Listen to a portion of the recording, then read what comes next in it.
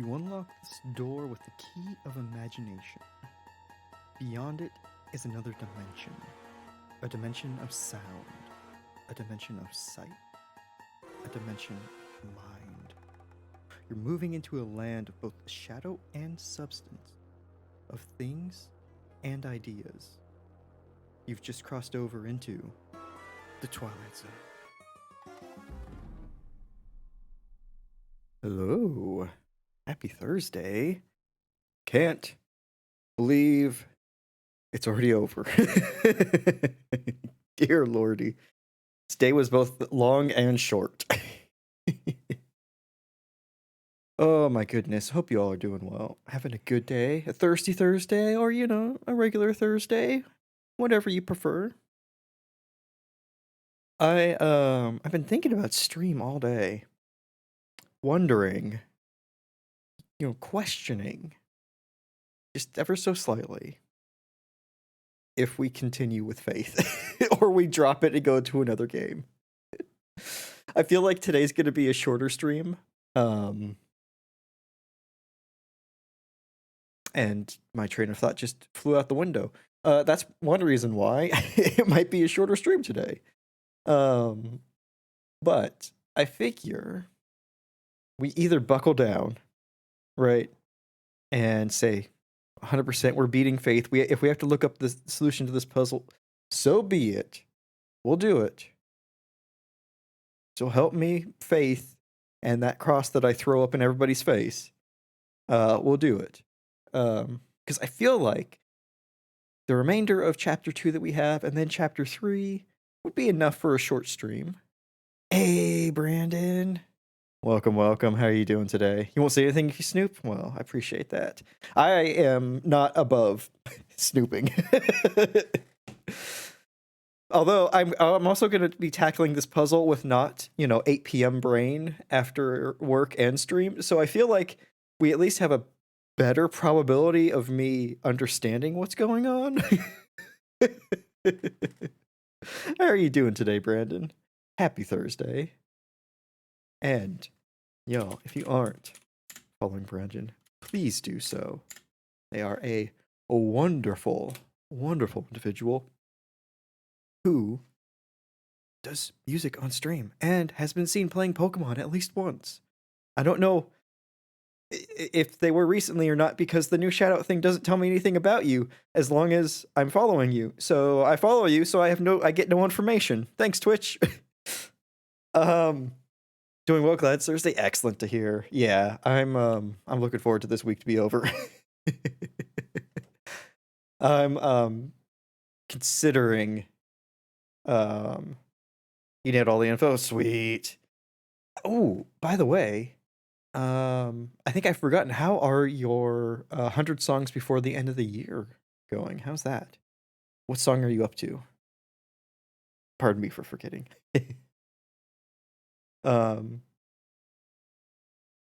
Yeah, I think I'm gonna try and take an extended weekend potentially, off of work, because dear Lord, it's mind numbing at the moment. But glad to hear you are doing well.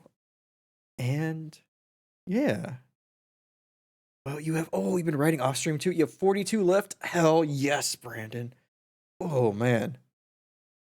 Excuse me, that's fucking awesome. That really is. Oh, excuse me, but that is so freaking cool. Congratulations. You're killing it. Absolutely killing it. Oh boy. So, Brandon, since you're here early, how do you feel? What's your take on things? Do you want to see more of Faith, or do you want to chuck that out the window? I'm good with either. If I'm being truly honest. Because it's an interesting game. Did not pull you in? Yeah. I do not blame you. It definitely is interesting, but I think it leans too heavily on trying to be an old game that like giving any kind of indication of you're doing something right or wrong just kind of fell by the wayside. It's like, hey, let's stay true to how games were, 40 years ago, and let's not move forward. You zoned out and have no idea. Yeah. The story is there's demons afoot and we have to fight the demons, apparently. And we always play as the blue priest, and the blue priest is going around solving shit. But yeah. I I wish it had um lent less heavily on that kind of design and just been more like, hey, this is a fun retro style game. Not here's a puzzle that we're not going to give you any information on how you're doing it right or wrong. Just figure it out. So, with that in mind, and you have kind of convinced me. You've pulled my leg, as it were. I'll swap us over to the game that I actually am really interested in checking out. Because I've had it for a while and just never played it. Kentucky Route Zero. So this will be a fun one. Because the only thing I know about it is it's more of a surrealist take on Kentucky, on Midwest America. And it's kind of more point and clicky. It's got choices and whatnot. And yeah, seems kind of fun.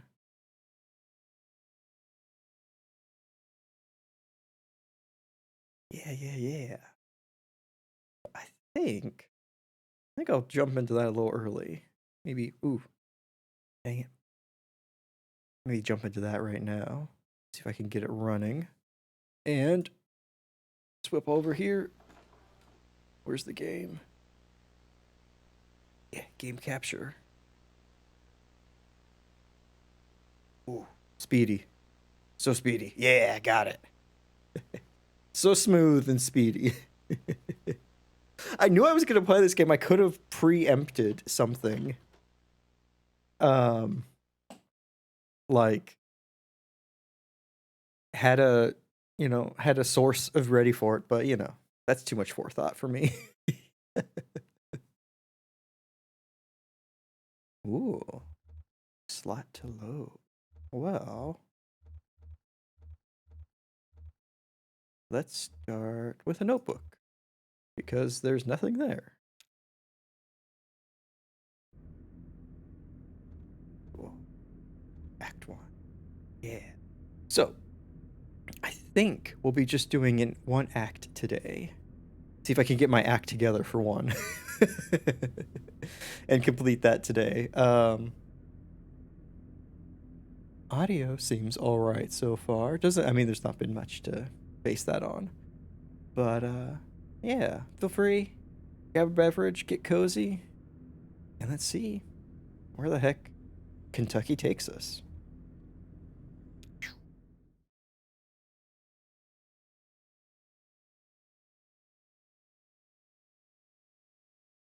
Act 1, Scene 1. Equus Oils.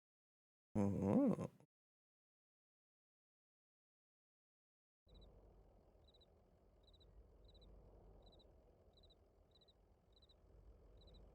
It has a big ass horse head.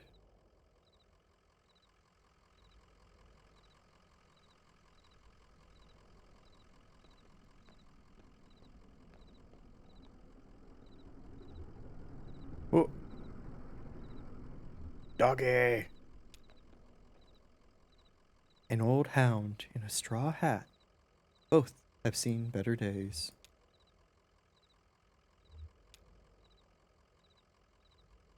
The moving truck rumbles softly to itself. Painted on its sides are the words Lizette's Antiques. Furniture, glassware, curiosities. Alright.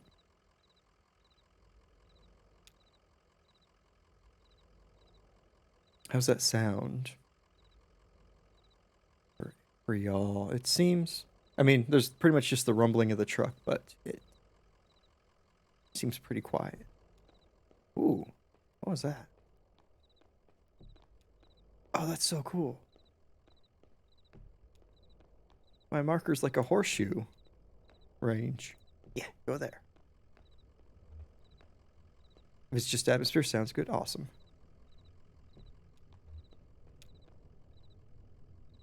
Joseph sits between gas pumps in a Queen Anne chair. Armchair. His hair is gray and his glasses darkened. Okay. Damn, did you hear that wreck? Truck full of bottles. I don't know, beer bottles, whiskey, lost a tire or something, and spilled booze and glass all over the interstate. What a mess. They don't come here looking for anything. We blew a damn fuse, and it's all shut off. Hey, Coyote! Welcome, welcome. Happy Thursday. Hope you are having a wonderful one.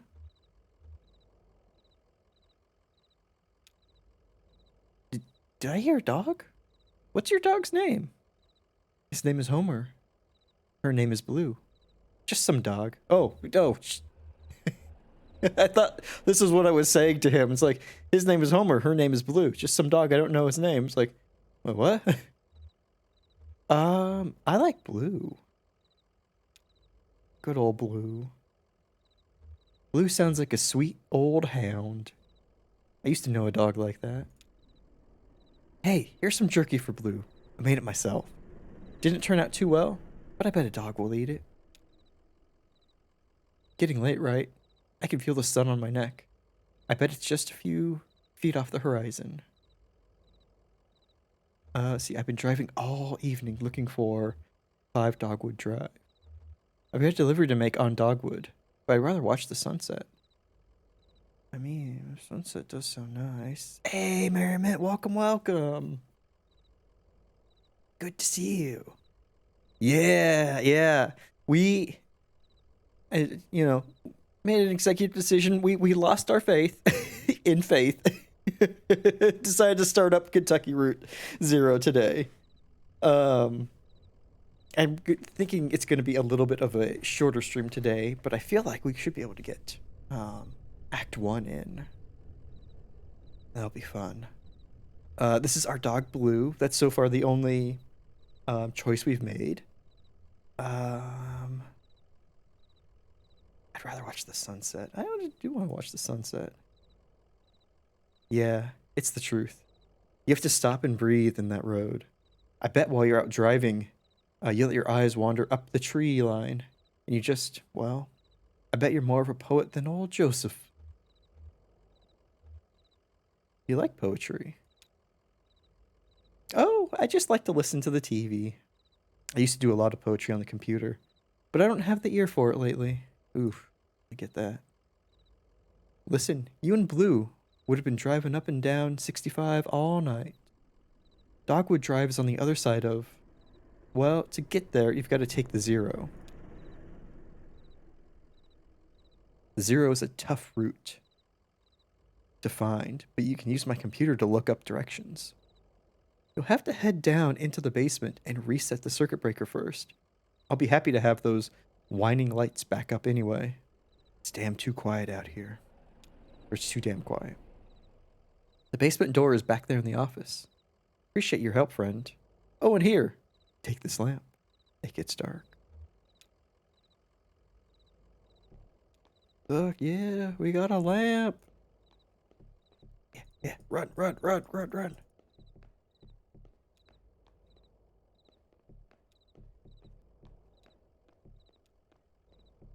Yeah, let's see. I was wondering how far the horseshoe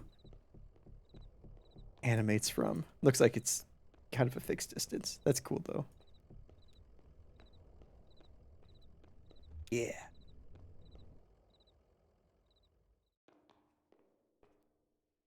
Oh, hydrate.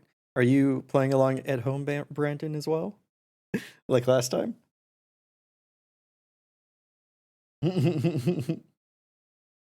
Nice. And yes, everyone stay hydrated with the drink of your choice. I got this sign. That's a cool stairway, by the way. A dusty, rusty sign is bolted onto the wall. These are the rules. 1. No open flames near the gasoline. 2. No consumption of beer or spirits on the premises. Ooh, bad luck, Brandon. In case of sudden darkness, do not panic. Relax. Count backwards from 5. Strictly limit time spent in the basement to fewer than 3 minutes of every hour. Well, that's an interesting rule.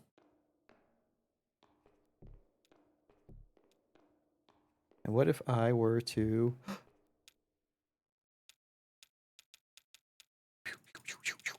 Wow, bam. Okay. Basement people? What? Oh, hello. Emily, Ben, and Bob sit in folding chairs behind a worn card table. Papers, oddly shaped dice, and highway maps cover the tabletop. Hello? Conway clears his throat. Have y'all seen a breaker box down here? Oh, sorry, I didn't know there was anyone down here. Yeah, I would have not been flashing my lamp all over the place. Jeez. Now I'm embarrassed. Yeah, breaker box? Bob, did you hear something? To Emily. No, sorry, I was looking at the rules again. To Bob. It gets easier as you go. Look, you said you rolled a 5, right? That means you get to pick up your marker and move it anywhere on the map. To Ben. So it's your turn now, right? To Bob. Oh yeah, I guess so. Where'd you put that 20-sided die? I don't see it. Did you drop it? It should be easy enough to find. It glows in the dark. Well, well, well. Oh.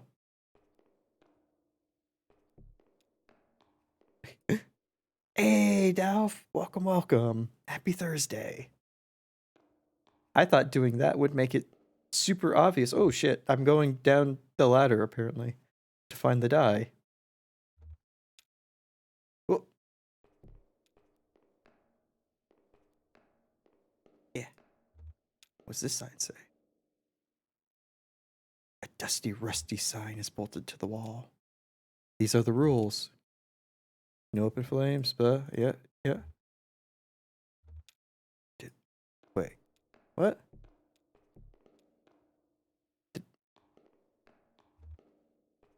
Did I go downstairs? Wait, what?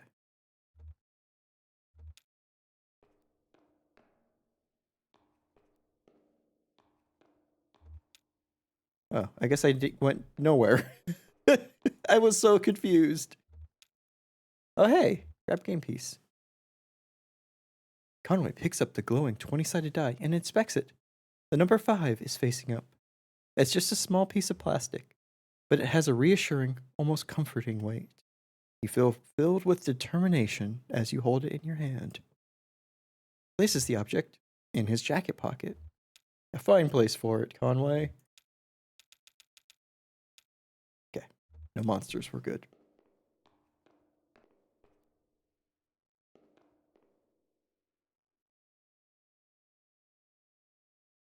Okay.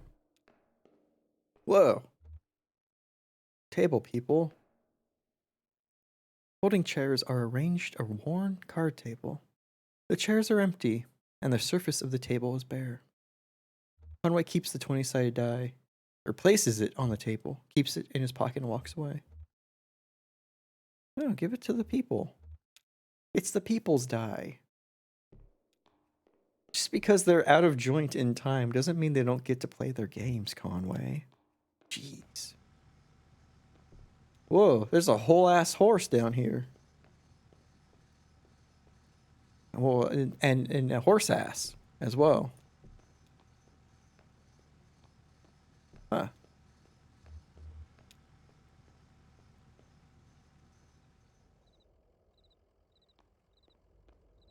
God, that must have cost a fortune. Building a horse ass in this economy? Oh my god. Hey there, Joe. There it is. Just listen to Just listen to those lights whine. Yep. Well, I better get those directions and head to the Zero, if you don't mind. There are some people down your basement playing some kind of game, but they're gone now. Yeah. In the basement? No, I don't think so. Maybe that lamplight was playing tricks on you, huh? Well, strange things happen underground, especially in the dark. But I was in the light. I was in the light, man. So, computer's in the office. You're looking for Marquise. She knows her way around these roads. She'll get you to the Zero. The password is... damn. Actually, just feel it out. Muscle memory, you know? It's kind of long. Kind of like a short poem, I think. One of those short poems that really sums it all up. You'll figure it out. Is it Jabberwock? Snickersnack? Orpal Blade? Well, no, not the basement. Computer. So he said the information is in the computer. If I just smash this open, Zoolander style, we'll get it. Conway taps a key, waking the computer from its reverie. User. Conway type.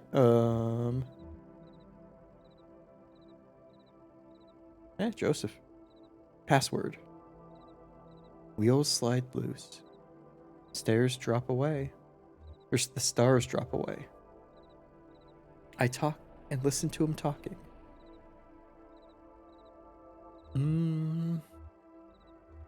The stars drop away. Nobody saw the accident. The moon robs. It's late. Wellity, wellity, wellity. Stars drop away. Nobody saw the accident. You just breathe road. The lights whine. It will only get later.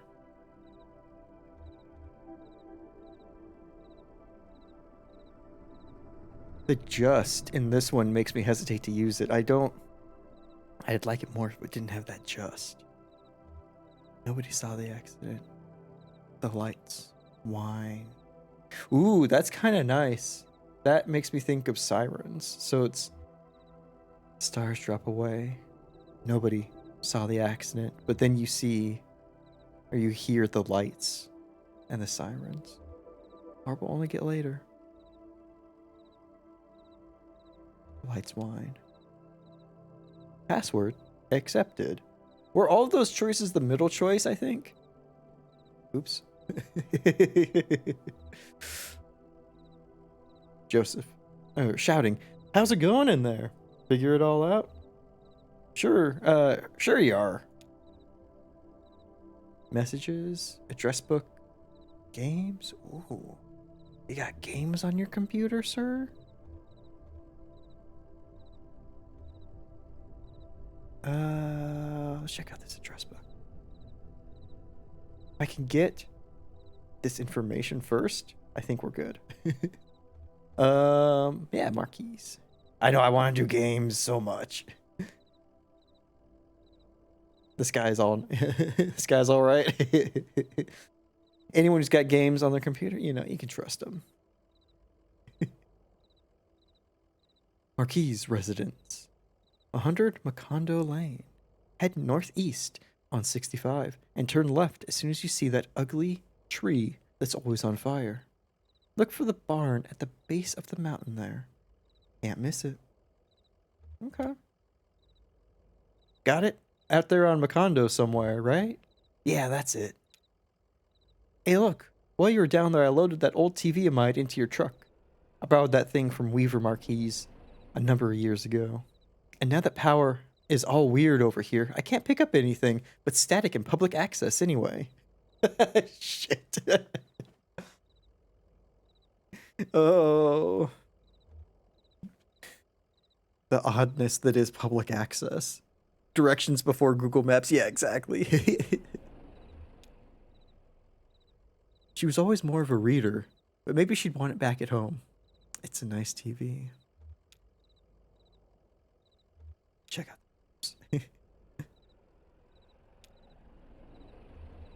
Games, yeah.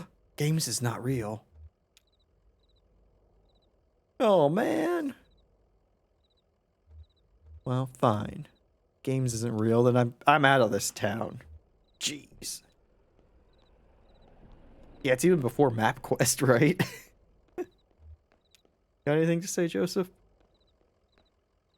Sun's gone down. You and Blue better get on that road if you're gonna make your delivery. Oh shit, we were gonna watch the sunset. Conway scratches behind Blue's right ear. How's it going, Blue? Ooh, how about a treat? Yeah, here's some jerky from the gas station attendant. He's a bit odd, isn't he? He reminds me a bit of your old man, Ira. Yeah. He's a good man, a good boss. You miss that guy?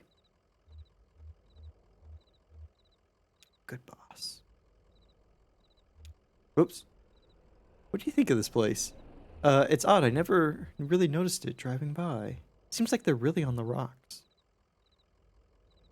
I mean, yeah, I never really noticed it driving by. Never really did. Like, it's interesting. This place just kind of exists. Out of time. Oh.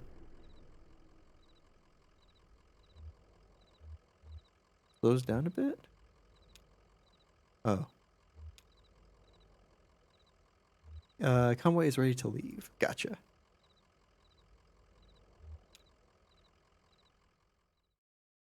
Ooh. Oh, shit. Field notes. Northeast on 65, and then turn left as soon as you see that ugly tree that's always on fire. Yes, perfect. Let's see where we're going. Kind of cool. Oh, there's that tree. Left. Oh, shit. Hey. Oh. Still getting used to the UI. Alrighty. Act 1, Scene 2. Oh, shit. We're moving. Marquise, farmhouse.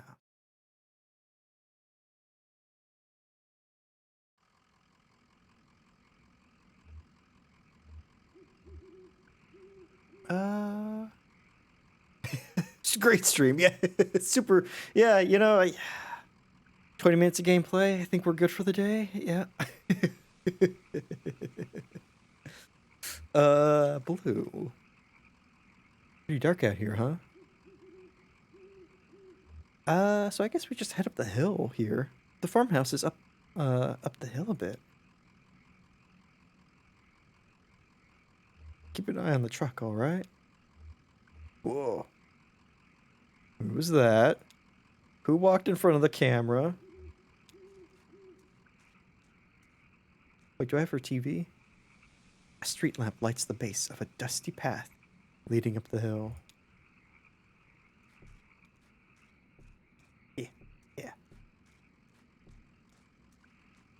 Yeah, yeah. Oh, oh shit. Graveyard. A family graveyard is set off to the side of the house. Headstones are inscribed with the surnames of the unfortunate. Nowaski, Padilla, Marquez. Ah, okay. Okay. Okay, okay. I sit in the chair? No? Okay. Oh, is that the back of the house? Oh, oops. Oh, it must be because there's the car in the front. Gotcha. Or the car right there.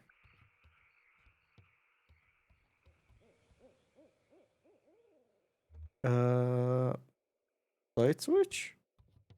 Oh, Jesus. I was just thinking what a lovely house we have. Do you like it? Have you been here before? Did you happen to see an owl? I didn't see any owl. I know. I saw it out the window once. Big, ugly thing. All sound and fury. Well, it's gone now.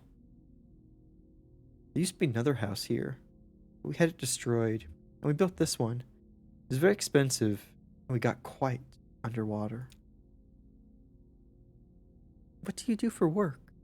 Is it too difficult, or do you like it very much? I was once a mathematician. Are you looking for something in particular here? Oh yeah, that's right. I'm not delivering to her, I'm getting it, directions from her. That's right. It's better than being in a ditch. Well, could be a nice ditch. I'm looking for the 0. Well, I'll answer her question. I drive deliveries for a small antique shop. But it's hard times for a small antique shop. It's hard times everywhere. Even out here on our little farm. My parents stopped paying the bank a while back. I shouldn't even be here. But I just stayed. I have some notebooks. I'm only a little bored. I would prefer to watch TV occasionally. Actually, I have a TV here that I think belongs to you. Will you please set it up? Then I can explain to you how to get where you're going. The 0. I know. Man, does everyone just come here and ask for directions to the 0? I nailed that sentence, by the way.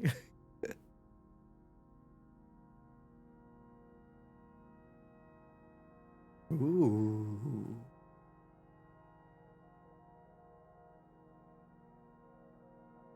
Weaver. Ooh. That's not how it's supposed to look. You've made a mistake setting it up. Is it a foreign object to you? Which of your parents was it who wouldn't allow you to watch television? Dad thought it was radioactive. Ma heard ghosts in the static. I know about that. She was ill, wasn't she? Mentally, I mean. Kind of distant? Fearful? Fearful, yeah, that's a way to put it. You have it all backwards. I'm not surprised. Are you? Have you been paying attention? I don't think you have. It's time to start paying attention now, Conway. Look closely at the television. But that's bad for my eyes. Everyone look away. Or back up a little bit. Hey, Toasted, welcome. Happy Thursday. How are you doing? Ooh. Oh. Hey, wake up. You spaced out for a minute there. What do you keep out in that barn? Used to be tools and feed, then books. Now I think it's mostly spiders. It's good to have a spider storage place. You're doing well. Oh, running errands like a crazy person. Oh no. Oh, I hope you get to rest after at least, or like you get all your errands done and then like you get like maybe a couple days rest. I know that's not quite how it works as a parent, but I'm hopeful for you. Doing well here. So glad the week's almost over. Although I can't kind of believe that it went by so fast.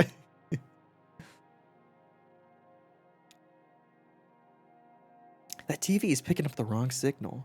My cousin Shannon would know more about it. She fixes TVs for a living. Well, she used to. I think the new models are giving her some trouble. Your cousin? That's my father's brother's daughter, Shannon. We're about the same age. Well, we used to be. She's older now. She's a workshop up north a ways, by the lake. Right there where Ionia and Wax Road meet. It's a big bait and tackle shop. and she fixes TVs in the back. Do you like fishing? Oh no, already has almost a full candy bucket just from school. Oh my gosh. Oh no.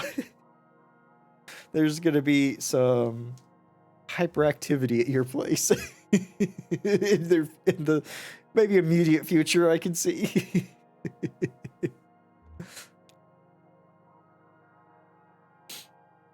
Honestly, I'm not convinced. You should bother with the zero. I'd much rather you find my cousin and fix my TV. But I'll get you headed the right way. That's nice of you. Yeehaw! That's a great attitude to have into it. Just gotta ride it out. So it's pretty easy. Get back on the 65, heading north, then take the first right after the artificial limb factory. From there, you arrive at the zero. Your arrival at the zero is basically inevitable.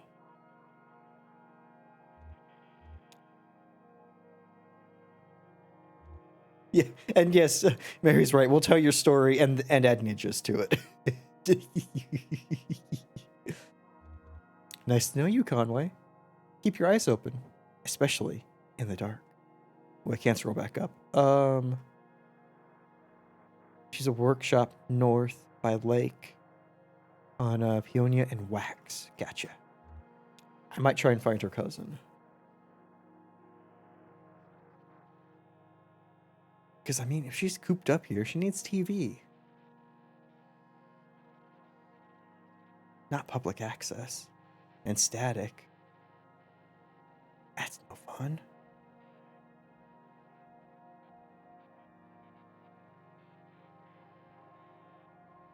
Although, something she just said kind of hit me. Oh, sync. Her and her cousin used to be the same age, but her cousin's older now. So did she pass away? Did I just talk with a ghost? An abandoned spiderweb stretches across the bottom of a saucepan. A skillet is seasoned with dust. Art style is cool. It's such a beautiful game. I love it. Absolutely love everything about it so far. Whoa, where are you going? Get out there. And that car's gone. Electricity still works.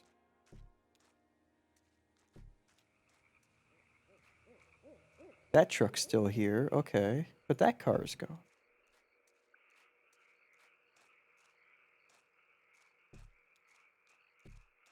Who's at the graveyard again?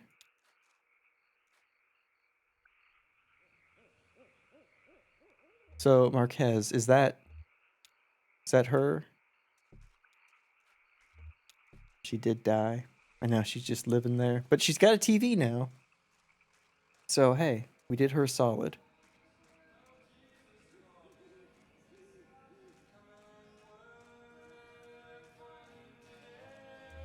Oh.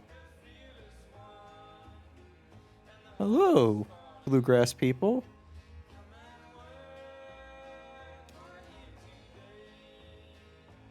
There's some horses out there behind the house. I just met the strangest lady. She seemed pretty nice. She did. Marquez, I wonder where her folks are from. I hope to see her again. Yeah. Oh yeah, this is some groovy. Ooh, nice. Kind of call and responsey. Fucking love it.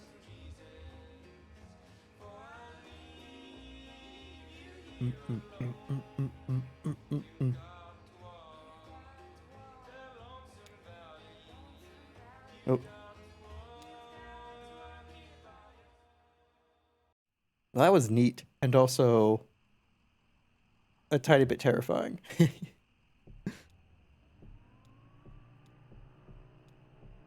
I'm not going to follow the ghost directions just yet. What's this? Is this the 70? What's that? Where's a lake? Airplane? What the hell? I need a road. That was creepy. Neat! Exactly, yeah. Two shirtless, shoeless men push a light aircraft along the highway. Occasionally, one or the other slips a bit on the sweating asphalt or stops to pull back his hair. Wheels? The rubber's almost worn away. Soon these men will be dragging this airplane. Oh shit, what? The men are nearly broken.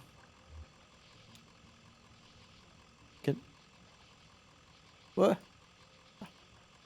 Help them. Do something.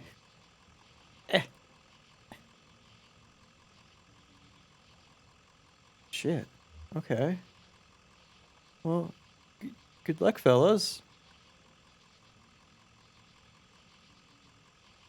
Good places to go, I guess.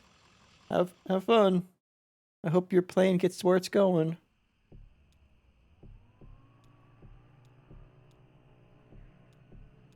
Hey, Peonia. There we go.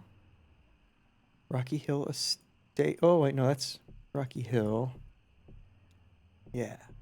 And where's Wax? Ah, bait shop. Yeah. I mean, it's like post sunset. If we take forever on this delivery, I don't think they're really going to care. Conway pulls into the bait shop parking lot.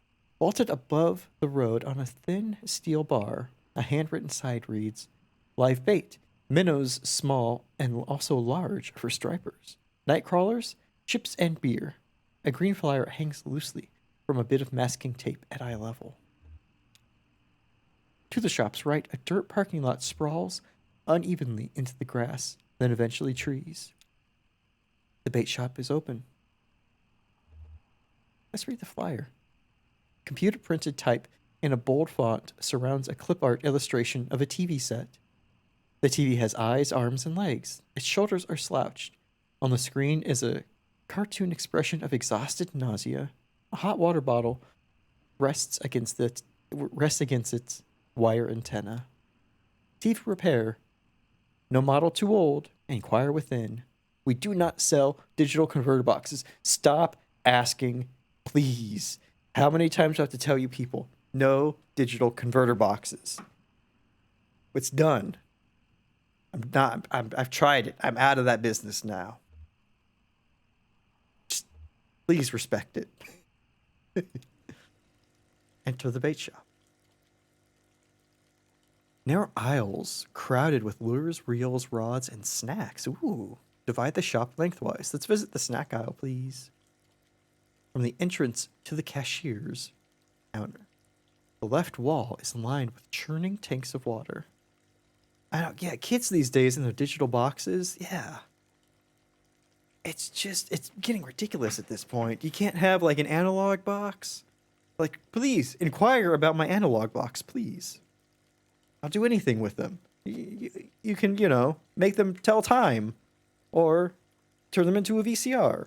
These digital boxes, can't do nothing.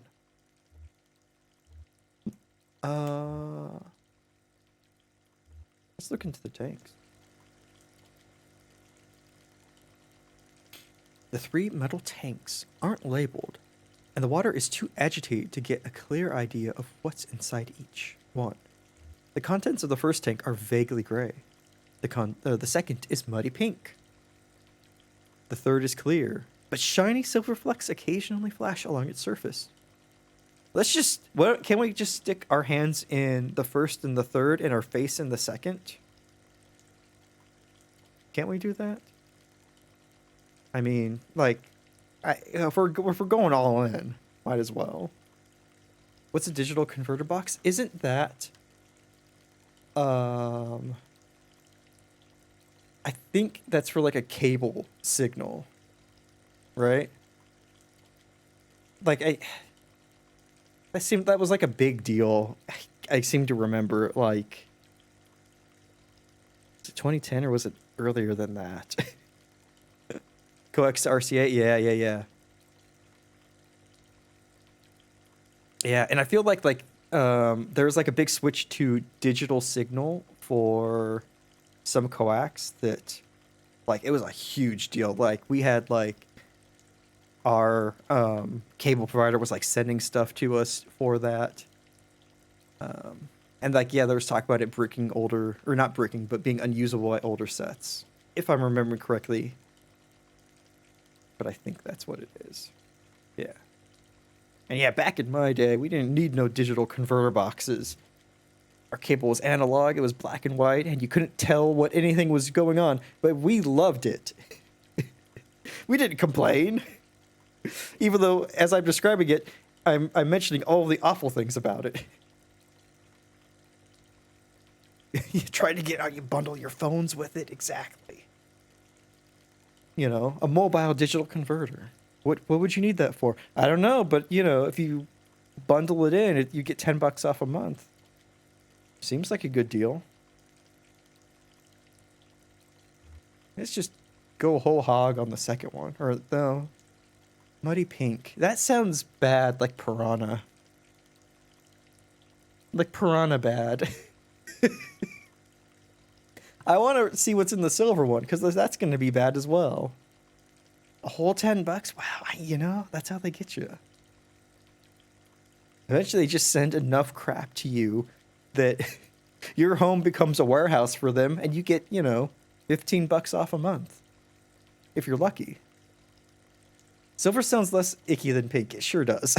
It sure does. So, hey, let's just... We're whole hogging it. Third one. The water seems to tremble with life. Conway can't tell if his hand is being nibbled by fish or massaged by the artificial current. As his eyes near the surface of the water, he can see something colorful glowing faintly near the bottom of the tank. Yeah, go in. Reach deeper. A tremor spreads from his elbow to his fingertips and up the base of his shoulder. Yeah, not ominous at all. No. Why'd you even think that? His vision flickers. The water is running warm under his skin now. He has the sensation that something is about to snap. His eyes close. Did we stick our hand in an anglerfish tank and reach right for the bright shiny thing? He lays on a rooftop. New shingles rough beneath his back, swelling in the noon sun. He is exhausted. They must have started before dawn. His legs are sore from holding stable on the uneven surface. His wrists from breaking old sealant, his fingers from carefully lifting shingles to hammer down new ones. His boss, Ira, yells from the idling truck below. He shades his eyes with his hand. A beer would be good. It's barely past noon. But he's worked a full day already. What could the harm be? Maybe a shot at the counter? Just to get his eyes open. Then a beer. He could offer to drive into town for lunch. To stop at that place on Cumberland. The cashier pushes Conway roughly on the shoulder. He's been talking, yelling maybe, but it's all an echo now. Hey, Odious, welcome. Oh, yeah, and everyone drink.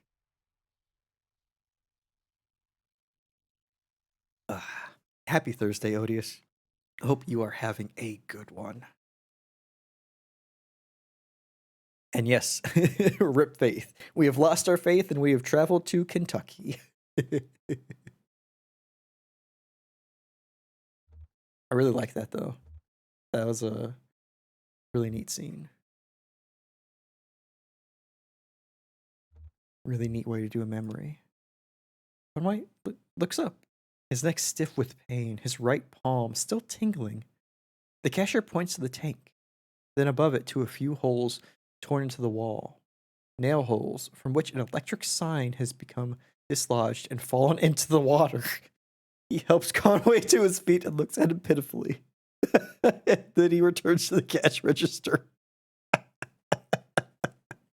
Jesus. We stuck our hand in a tank with a still plugged in light to it. Oh my goodness. Oh, good. You just got back from sitting at the beach. Nice, Odious.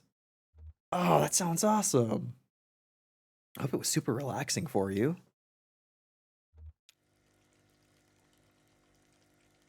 Narrow aisles, crowded with lures, reels, rods, and snacks, divide the shop lengthwise from entrance to the cashier's counter.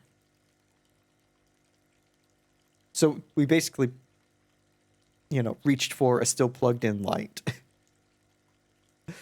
We're doing great. We are doing fantastic. Let's approach the counter. I don't need to stick my hand into any more tanks.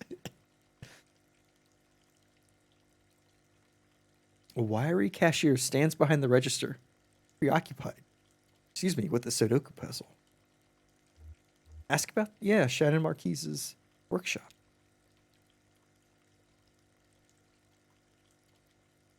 A handwritten sign on the door behind the counter reads, TV repairs. By appointment, please consult with cashier.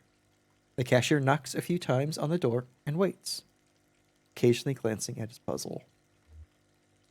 Fairly, minus stopping children from the siren call of the ocean waves. Gotta stay vigilant. Those kids love pretty much anything that moves, and that includes the ocean. Yeah, the cashier was 100% watching us be stupid and reach her hand and then go deeper into a tank that's just full of electricity. Who knows? Maybe judging us.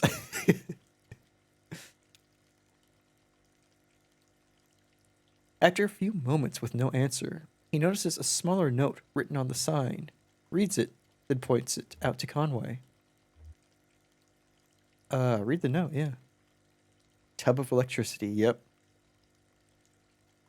Weaver, I got your message. Have left for the old mine. Don't know if I will see you there or what. Ready either way. Shannon.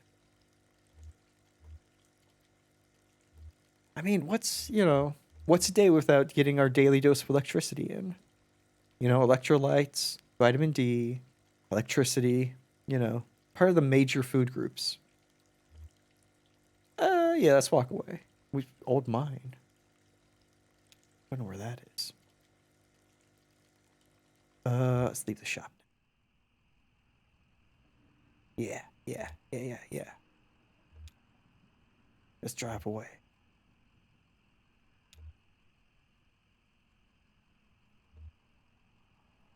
Oh, yeah. Yeah, like the waves and the foam. It feels like you should be moving with it.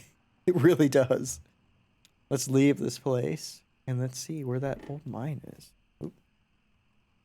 My controller has decided that it is now plugged in and working, even though I've been using a mouse this whole time. So I guess we'll use it now. So it stops vibrating just on the table. Gap Hill Road. Okay. Well, where's the mine at? Weather. Okay. So here's a question then, or something to think about.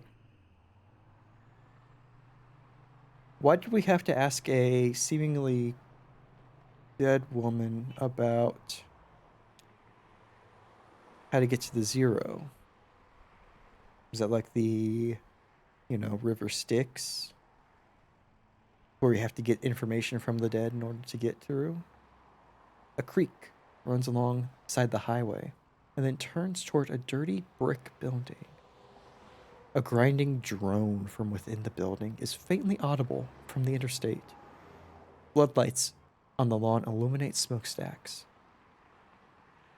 At the edge of the building's parking lot, A large sign, partly obscured by trees, reads Emmer Artificial Limb Factory. I think we wanted a right after that. Dixie. On ramp. What? Oh, that must be the on ramp to the 1? No, the 0? Shit. See if I can't find that mine. There's the burning tree. Ooh, dragonflies. The truck jerks toward the shoulder, nearly run off the road by a swarm of dragonfly. Their wings beat briefly in the headlights and disappear into the night. Oh. Oh, how nice for them. Yeah, right? Never know what you're going to find in Kentucky. Barren River Wreck. The exterior of the Barren River Rural Electric Cooperative Corporation is a dingy beige, sprinkled with fading graffiti. The front door hangs open from a broken hinge. The windows are dark. You think Kentucky's where you injured your neck and back? I mean, that's proof enough that it's a cursed place. Look in a window. The windows are too dirty to see anything inside but a few dim shapes. Furniture? Maybe? Or livestock? Let's enter the front door. The room feels empty with no furniture other than the built-in front desk. Host to a disconnected telephone and a few empty beer cans. Meandering lines of color have been spray painted along the walls. You're just trying to leave as quickly as possible. That's fair. Let's pick up the telephone. There's no dial tone. The phone is disconnected. Listen closer. With the phone pressed close to his ear, Conway can hear a thin, quiet roar, like the ocean or the highway. Let's enter the building. The hallway passes several smaller offices. It quickly disappears into darkness. Something is glowing in the distance. Barely. Try an office door or two. One of the office doors is still locked. Another has been broken open. The door handle bent awkwardly inwards and embedded into the wood. But it's jammed against a filing cabinet. On closer inspection, though, the crack in the door, through the crack in the door, the whole room is filled with filing cabinets and other disused furniture. Always touch the glowing things. If there's one thing we've learned so far, it's always touch the glowing things. 100% great idea every time. Let's walk to the end of the hallway.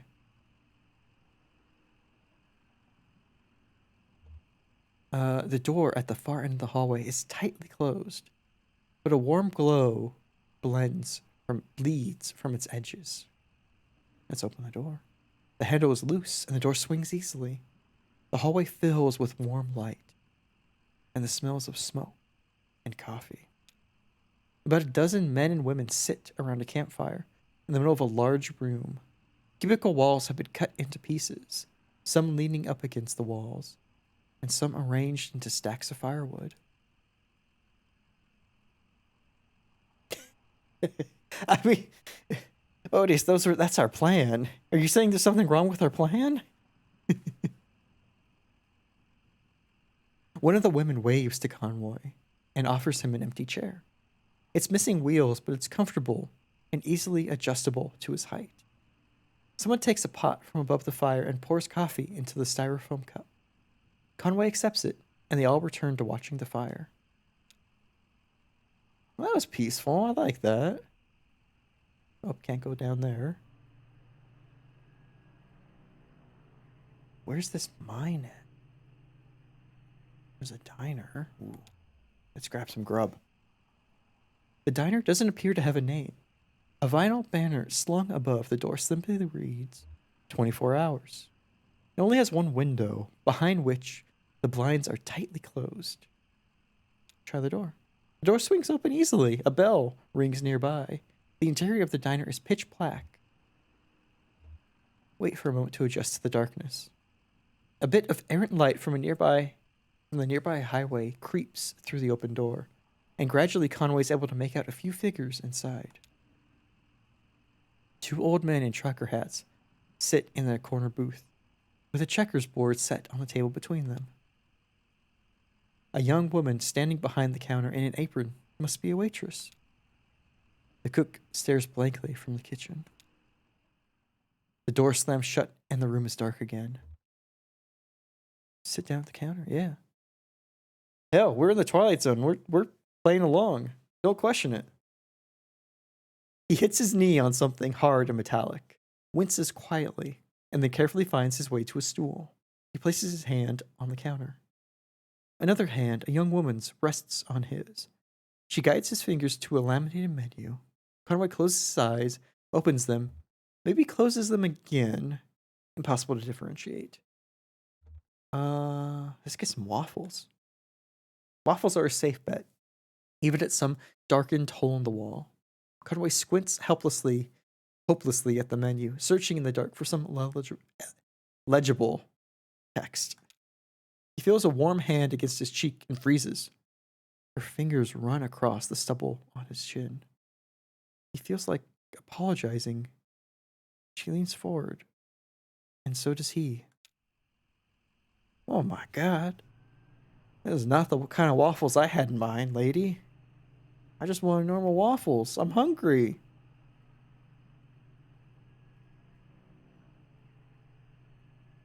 Note to self next time. Want to order waffles somewhere. Careful. The office of the Buffalo Creek Rural Electric Cooperative Corporation is almost invisible from the road. Its parking lot overgrown with weeds, and its facade sheltered by ivy. Let's look in the menu. A sinewy shadow obstructs the view through the window. Do they sell waffles? You know, they might not. Maybe that was, her letting us know that they don't sell waffles there. Enter the front door. The floor is loosely covered in dirt. Parts of the carpet have rotted with exposure to rain. Wild mushrooms grow in some corners of the room. The wall behind the front desk has been mostly rotted away. It looks fragile. Let's push through the back wall. Conway finds himself in what may once have been a conference room. The floor has fallen away in pieces and filled with a dark green mire. The walls of the conference room are decayed and damaged. Push through another wall. The drywall dissolves as Conway pushes through it, falling in damp clumps. In the marsh, he breaks through into a long hallway. The glow of a bioluminescent fungus casts a faint blush on the walls. Conway has the feeling he has interrupted something. After a moment of silence, the frog chorus resumes. Oh, good old froggies. Nope, can't go that way. Okay. Oh, can we go up here? We can.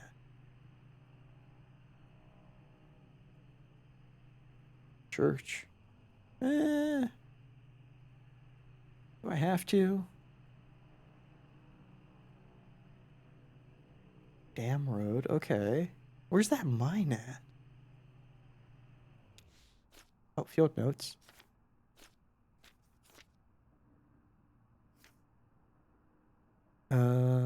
Yeah, nothing pretty much. First right after artificial limb. I mean, I was right. We got the on-ramp, but I want to see where the mine is.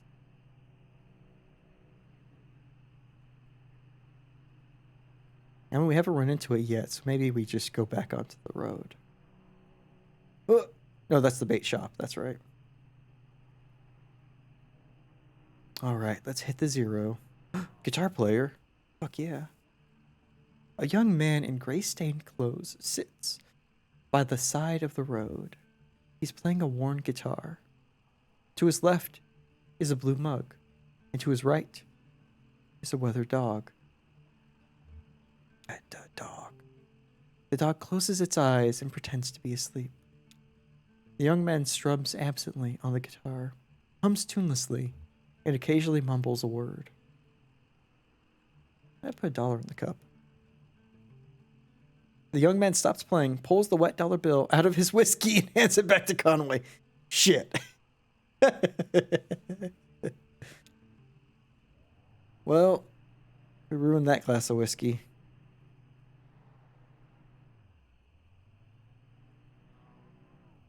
Let's get on ramp to the zero.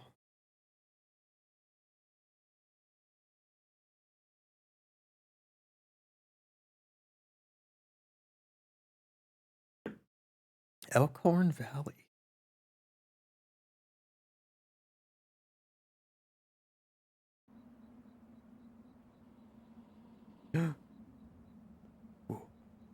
Yeah, Blue. Oh yeah, our dog's named Blue. Conway brushes some dirt off Blue's hat. Oh my god.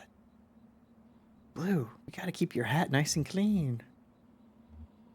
How's it going, Blue? Huh, not sure that lady was right about the on-ramp to the zero being here. Hey, you got something on your hat. Yeah. And digging in Lizette's flowers again? Did you pick that up on the road? I do flowers. She just can't keep you out of there, can she? The way Ira used to yell at you, you'd think he was losing his mind. No, that one. Oh. Good talk, Blue.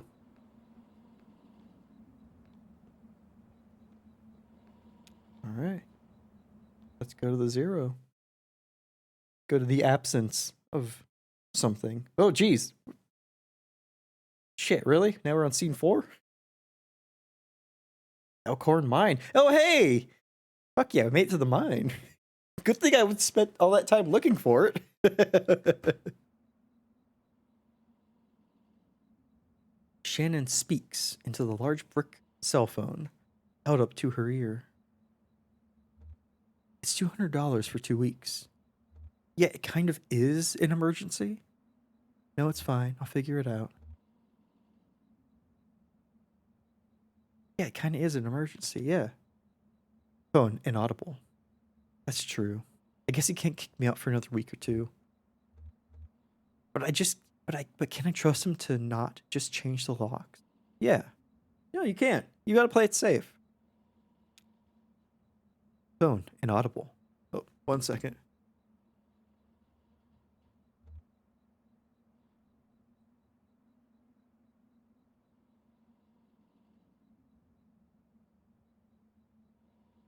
Ooh, sorry about that. Had a sneeze come on suddenly. Phone inaudible. Yes, and I appreciate that, but okay, you're right. Just never mind. I have to go. Sorry.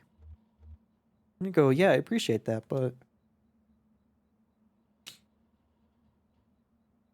okay. Phone inaudible. Okay, I'll talk to you about it tomorrow. Love you. Or forget it. Bye. I think forget it. Bye. Shannon hangs up the phone and puts it away. Oh, we weren't. I was wondering if it would switch over. Oh, it kind of has switched over to her. Oh, okay. Yeah, stranger. Excuse me, ma'am. I saw the light on. Light was on, and I'm looking for an on-ramp to. Are you here to kick me off the property? Do you believe in ghosts? Yeah, don't admit that you could be kicked off the property. Never admit that. Stick to the ghosts. Because even if they're not here to kick you off the property, then they have something to hold over you. Can't let them know.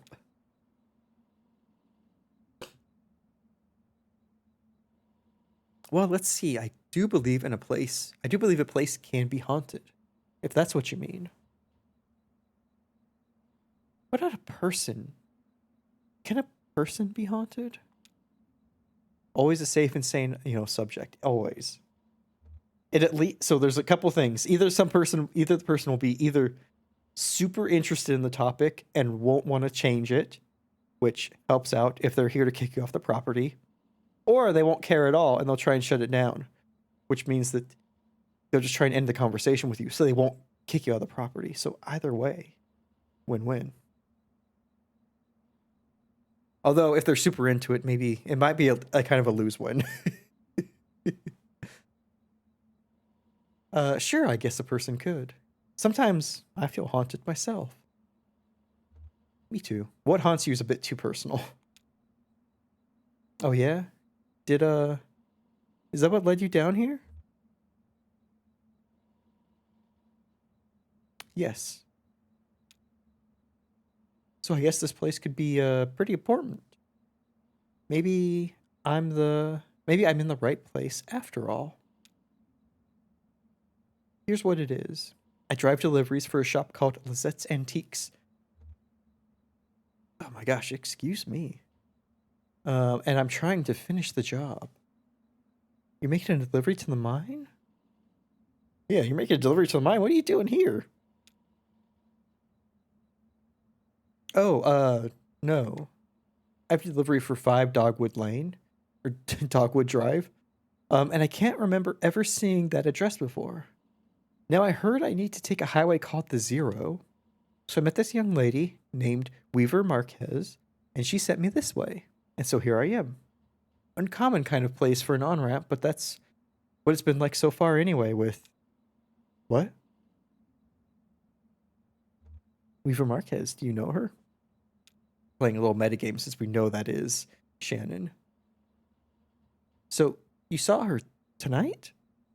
I know Weaver. She's my cousin. I'm Shannon Marquez. Oh, you're the one who fixes televisions. That's right. Did she tell you that too? Of course she did. Weaver doesn't lie.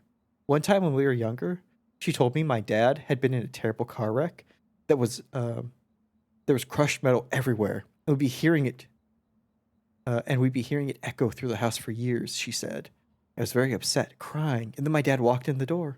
Just came back from a trip to the junkyard, collecting scrap metal to fashion into wind chimes. Whoa, what? I was angry, but she said it wasn't a joke, and it wasn't a lie at the same time. At the time, I thought she meant it was a riddle or a puzzle. But Weaver's not a puzzle. She's a mystery. Whoa, what the fuck? Wow, yeah. I'd been in a terrible car wreck. There was crushed metal everywhere, and we'd be hearing it echo through the house for years. Jeez. It wasn't a joke and it wasn't a lie.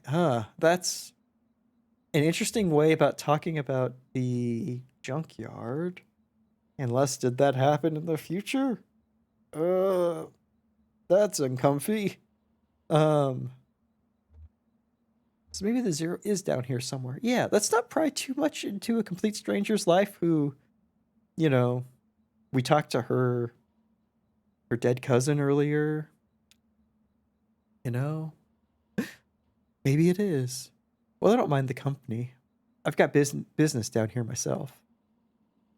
I talked to Weaver earlier this evening, too. Or anyway, she talked to me. It's hard to tell if she's listening sometimes. Weaver told me I had to come down here to talk to the old Elkhorn mine. She said I'd find something I've been looking for. What are you looking for? I'm not exactly sure. I have a few ideas, but I know it when I see it. It's not such a bad thing, you showing up here now. All told, I'd rather not go down here alone. Your dog should stay up here, though. It's not a place for a dog. This is an old mine. It runs pretty deep and tangled. If we're going to go down into it, find your on-ramp and whatever else, we've got to keep our bearings. I don't want to get turned around. I've got some gear here to measure connectivity, frequency response stuff, or stuff like that. Maybe we'll find out a way to put a signal. Maybe we'll find a way to put a signal out ahead. Do some analysis and figure out what kind of topology we're up against. Topology, okay. Topology, yeah, that's the science of continuous spaces. Continuous space, my friend. The way this twisty maze of passage fits together. Yeah, we're out of our league here. Hey, Blue, you stay here. You stay there, friend.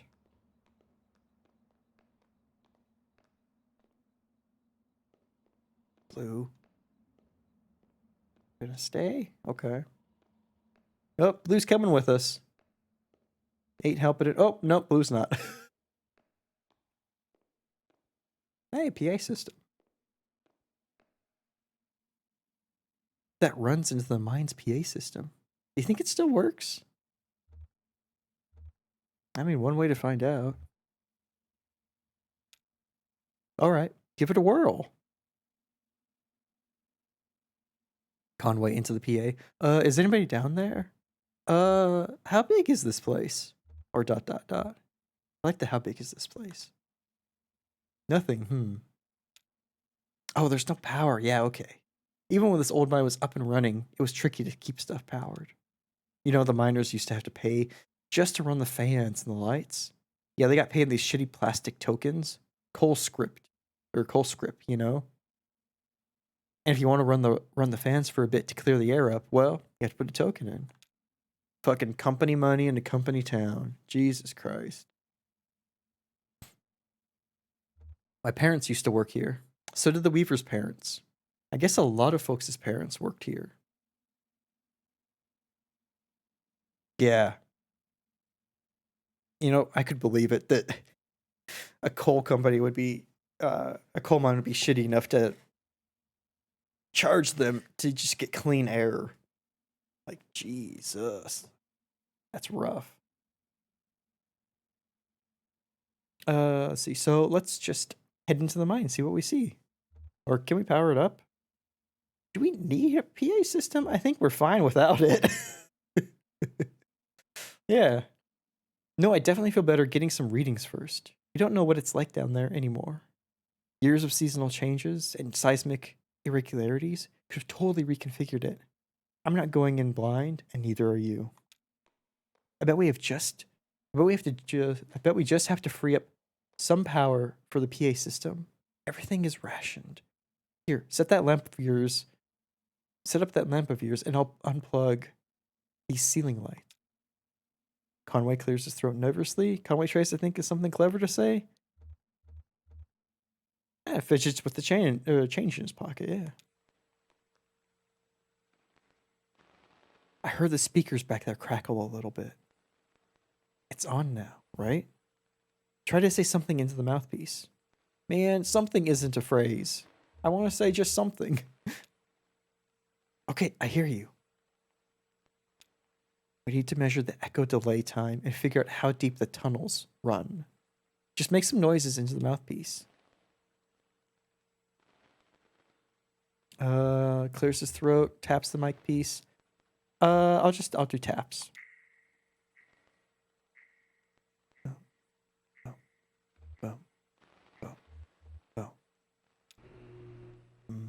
Hums deep tone into the mouthpiece.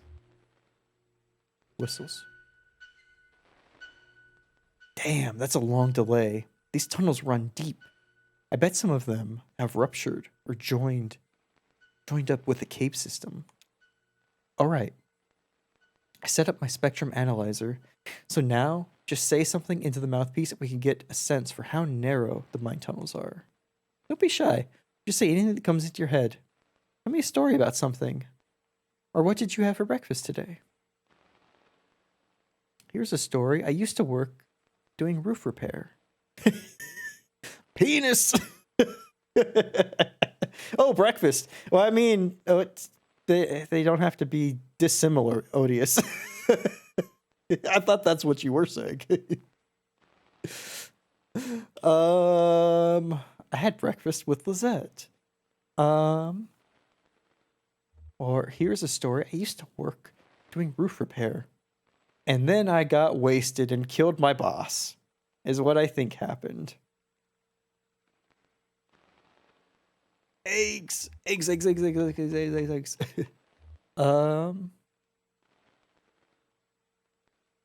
said say whatever comes to mind. You're an echoey tunnel. Exactly, yeah. Oh, everyone take a drink. Who doesn't tell penis? Nope. We're keeping that.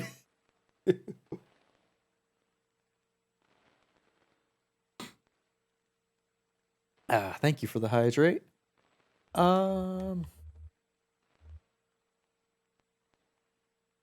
Used to work doing roof repair. My boss got a real big job out in Louisville. We even fixed up a church roof once. Wait, what are you supposed to tell the penis? I mean, you know, the sweet nothings, like a little bit of encouragement, you know, tell it how your day was. It's up to you. Real big job. Yeah, big job in Louisville. That's where I most likely was, where I got stressed out working so much. Had to have an afternoon beer during lunch and then killed my boss. Right? Should have taken us an hour to get there.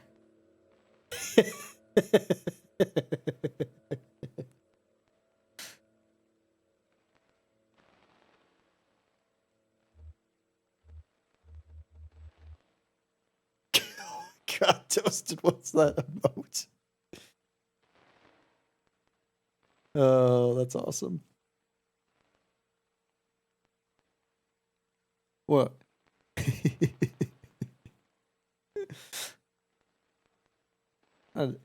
Duff, I will say, I think the whole thing translates to a vagina as well.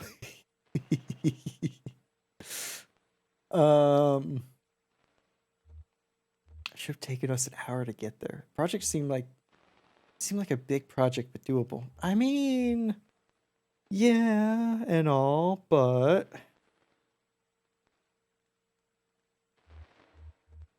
I think that one is because it sounds like we're setting up for a tragedy. So the thunderstorm hit, and it was too late anyhow. Okay, now now we have your attention.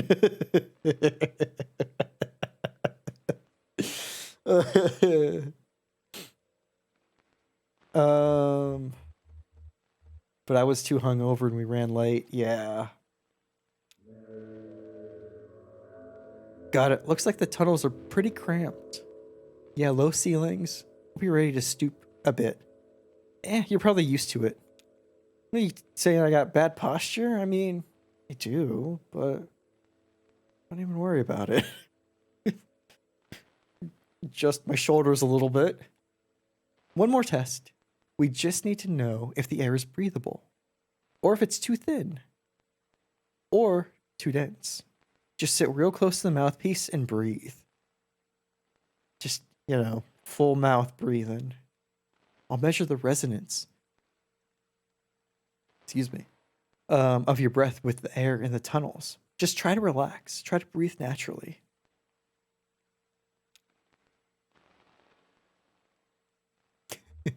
While you're down there.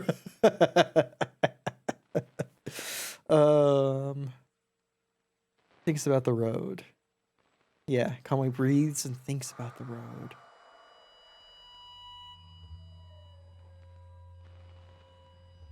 Thinks about when he was younger. Getting some pretty strong readings here. I think we're in good shape. But keep at it for a minute. Hot meal. Don't go cold drink. Stay away from that. Breathes in and relaxes as a peal of feedback and loose rocks engulfs him.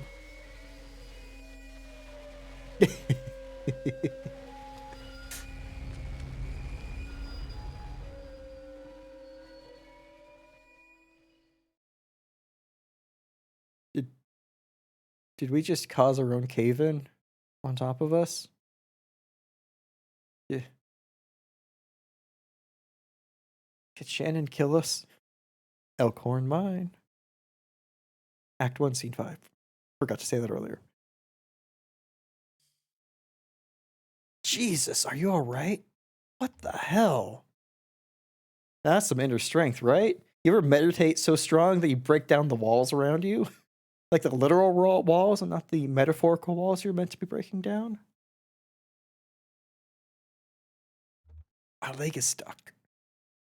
Shit. Okay, I'm gonna pull you out. We have to get you out of here.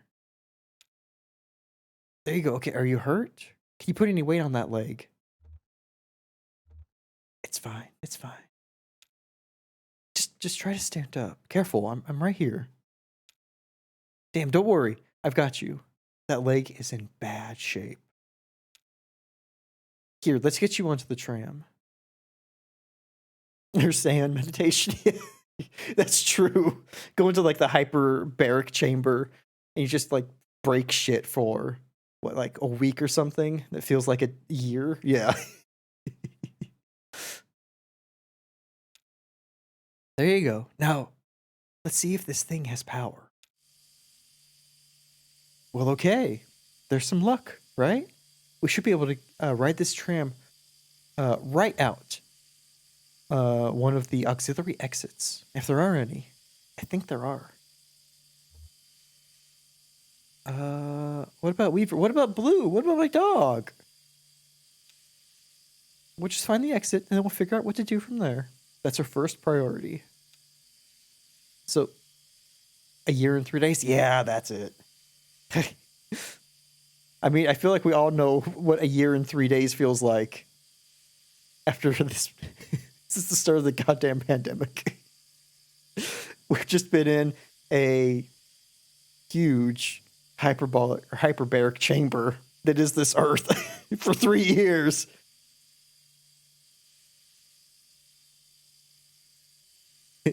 There's nothing if not classy. That's true. No lives detected, Toasted. So the controls are over on your side. Let's get moving.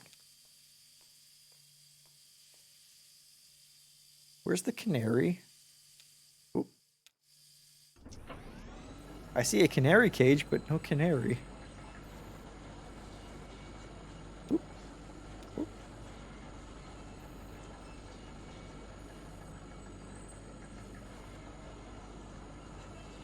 Yep. Guess we're still going? Okay. I can't tell if I'm just seeing shadows in the background. Ooh. Turntable. Let's play some music.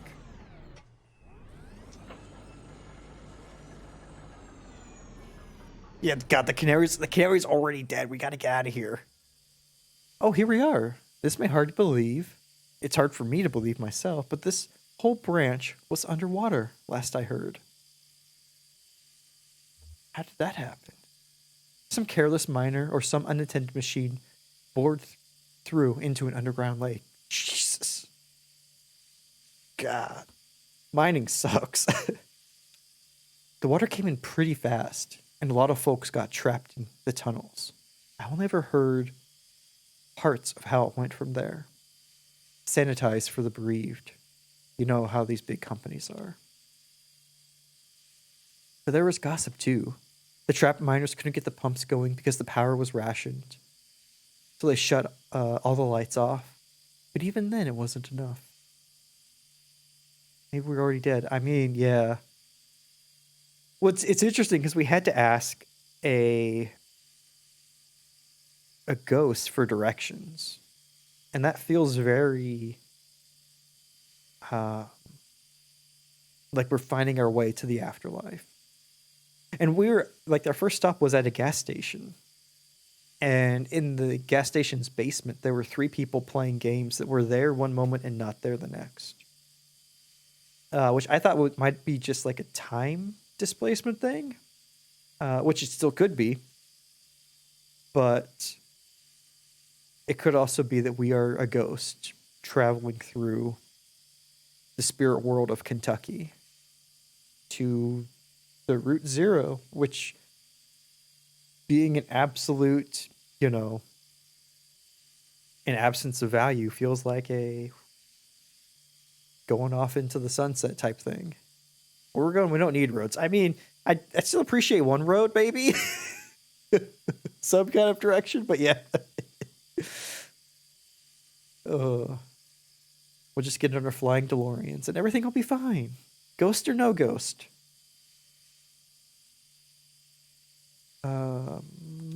Yeah. So I guess it was dark when they Are you okay? Yeah, are you okay? Yeah, I'm fine. It doesn't matter now. Look, this old turntable is still wired up. The controls are dead, but I can use my signal generator to switch tracks. If the water hasn't damaged it too much. Or we can just keep the headlights, or keep heading down this tunnel. All this junk hanging up around the turntables from the company store. Just junk, you know? The miners would buy it and use it to decorate the place. Or as landmarks, I guess. Hard to know which way is down here.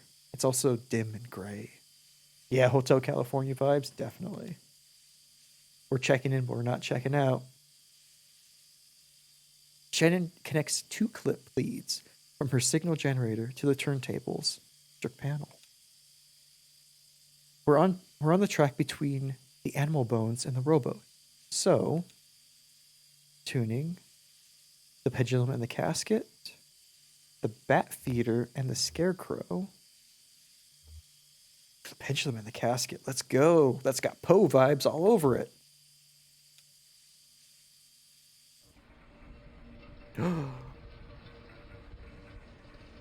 Ooh.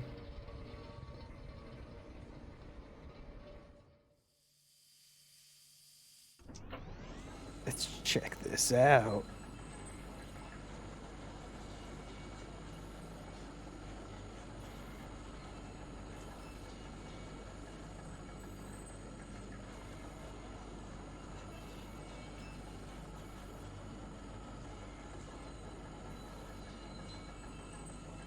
Oh. Tape player. A dusty reel-to-reel tape player is stashed beneath the track, loaded with tape, but starved for power. Oops. Yeah. Didn't mean to do that. I meant to do... How do I turn off? Yeah.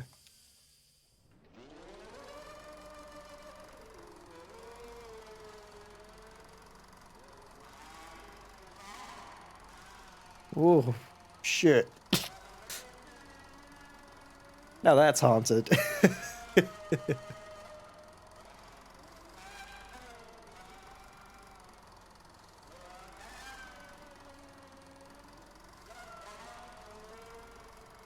I mean, we might not be.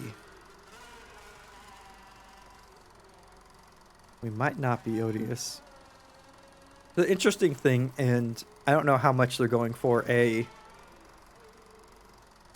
like economic recession feeling as well, but everywhere we're going kind of has a not disheveled vibe, but more of a seen better days vibe, and companies that are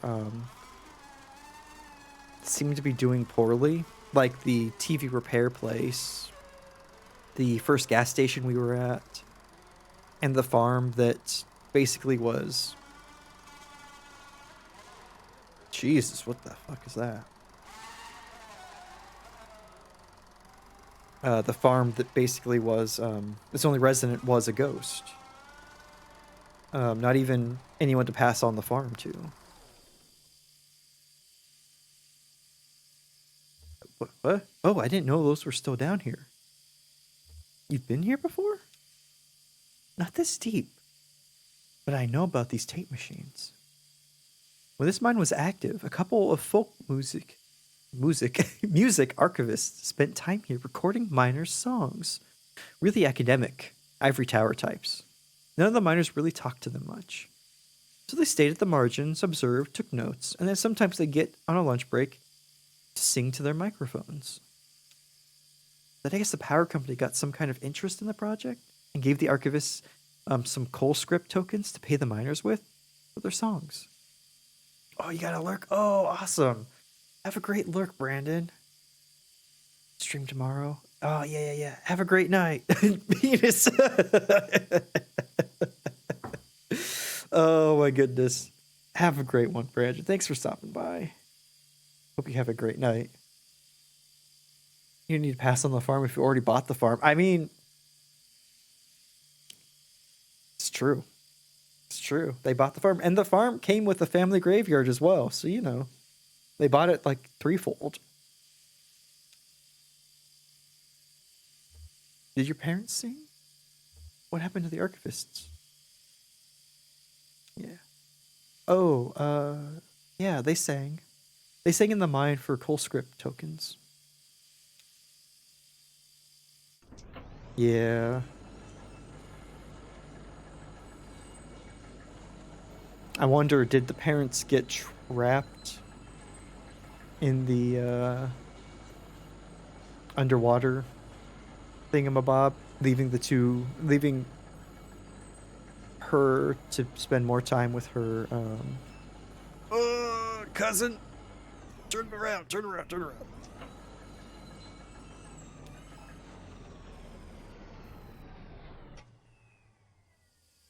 Yep, we're doing the panel stuff. Pendulum and casket, so let's go to the Batfeeder and the Scarecrow. Yeah.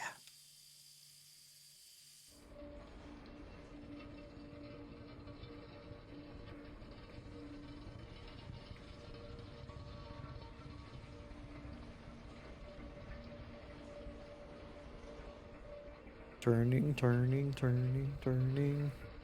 Wow. All right then.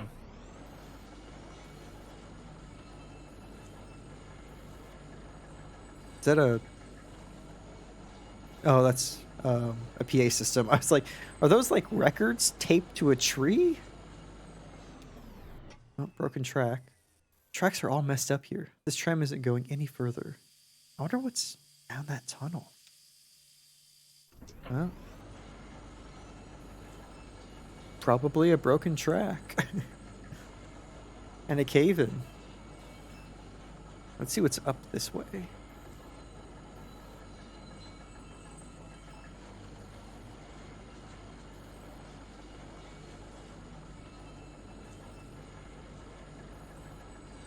Oh, dead end.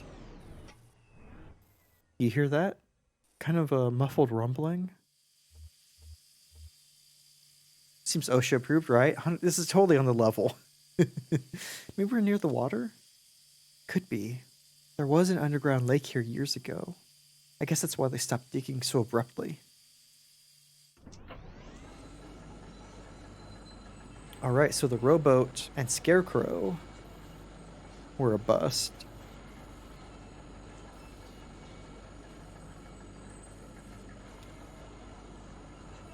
Let's see. Oh.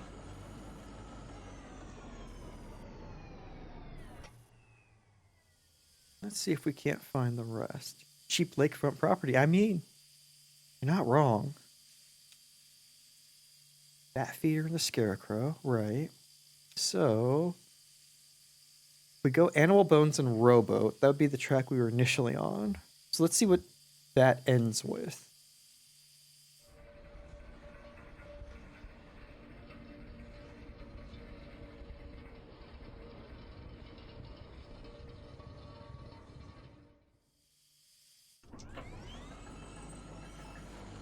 You don't know what this one looks like at the end.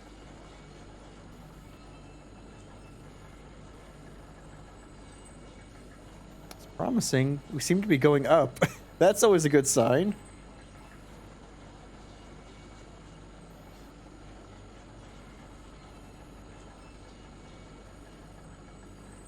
Oh, we're stopping. Hey, exit. Fuck yeah. Thank God. Okay. Let's go. Let's cheese it, man. Come on. Yeah, okay. That tunnel where the tracks are broken. I'd like to take a look down there.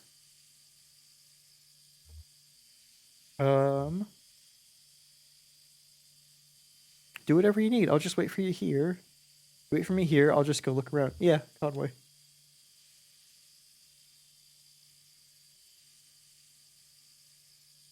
Sorry about that. Surprise sneeze.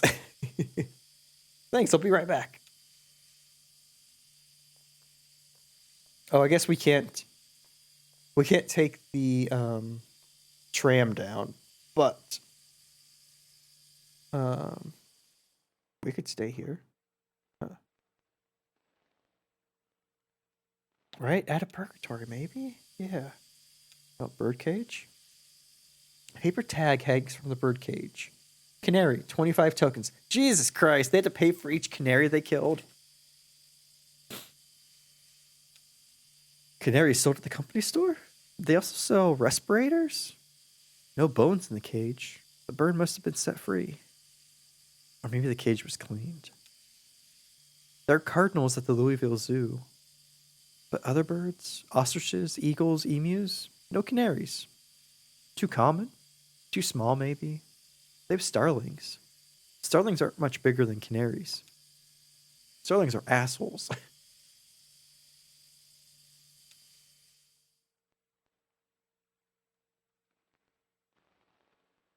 That I hear. Anything?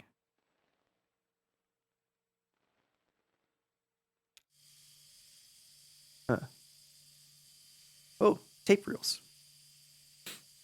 Starlings are assholes. They are, right? They're so bad. Notebooks. Cool. That's why you put them in cages, I guess. Yeah, it's true. Hey, asshole, get in the cage. The notebook at the top of this dusty stack is labeled in black marker. The label is dusty and smudged, but it looks like it might say horses. Houses, maybe? Or verses, even? Crude and hurried handwriting, too. Lizette has immaculate handwriting. Pristine and measured cursive. Never a stray mark. Probably paid to get the exit door open. I know, right? You have to pay to clock in and pay to clock out. Pay to get paid. For the last several months, she filled out the receipts for each order, since that young couple complained about the handwriting on the order slip. It's carbon paper anyway. It's bound to wear over time. If they're so precise about the records, they should put it on the computer anyway. There were tape reels I didn't click on. Maybe I can click on them now. Just exit? Nothing else? If I don't click on that.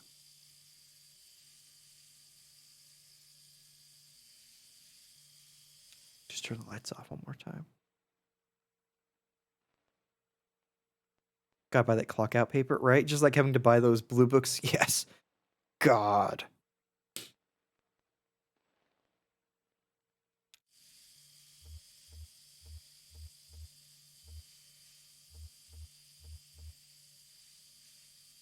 I guess we go.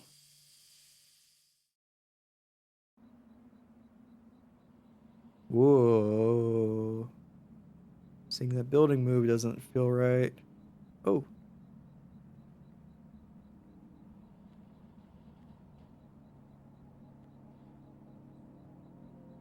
There I am. Hey, there's Blue. Let's see that shack. Hey, Buffalo. Welcome, welcome. Happy Thursday. How are you doing? Good to see you. The cramped shack is lined with wooden shelves. Dusty stacks of tape reels and notebooks crowd the room. But a bit of moonlight filters through a window near the ceiling. Someone asked you once why you didn't buy any college shirts, etc. I get that. I get that. I think I had a little bit of Stockholm by the end of it, so I have a couple branded college merch. You're doing good. That's great to hear. Yeah, doing pretty good. Day was both slow and fast. And I think we're gonna do like a little bit of a shorter stream. But doing well. Doing well. Looking forward to that weekend. They got into my brain. They sure did.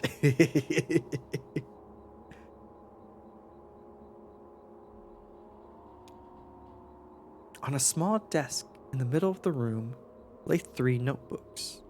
The red one is labeled J. Marquez. The green one is labeled R. Marquez. And the blue one is unlabeled. Let's go to the red one. The pages are covered in disorganized notes, some written horizontally and others scribbled vertically into the margins. A few pages are lined more evenly and divided into charts correlating seasons, lyrics, harmonies, and coal halls. Well, we have company now. She just left the mine. I kind of want to talk to her. Yeah, we probably owe us money for the next 50 years. Advertise for us, Kate. Thanks. Yeah, yeah. Yeah. I bought into that whole college you go to is kind of your personality thing for a while. Never again. On each page is a delicately rendered charcoal drawing. Most are portraits of rugged faces. Near the middle of the book, there are a few drawings of a young girl in the miner's helmet. She plays along the minecart tracks, collecting pieces of wire. In one drawing, another young girl sits nearby, intently studying a book. Conway opens the blue book. They even get a choice. The book is full of Greek letters and cryptic mathematical formulas. Near the back of the book, what first looks like it might be... Oh yeah, this place! These notebooks are labeled Marquez. Your parents are the archivists? I'm not gonna say I didn't think you were coming back, because why wouldn't I think that? No, Weaver's parents are the archivists. My parents were the miners. How's the leg? I can walk on it, but it's slow. Well, I'll try not to get too far ahead of you. You don't mind my hitching a ride, do you? I kind of got a lift out of here. I kind of got a lift out here and wasn't sure if, when I'd be heading back. I can drive. Jen, what were you planning to do in the mine here? It seems a bit interesting, some of the phrasings you've used. You were older and more jaded by the time you made it. Yeah, probably why you weren't sucked in. That makes sense. Hitchhiking ghost now, right? Or, like, I from her phrasings, I'm a little concerned about what her mental state was when she decided to visit the mine. Yeah, maybe that's best. Hey, ghost drivers. That's fine. Don't worry, I've been driving since I was 9. I still need to find the 0. I guess I should look for another route. Dogwood Drive. I mean, let's not give up on the route or on the 0 just yet. Well, it's like I told you. Weaver doesn't lie.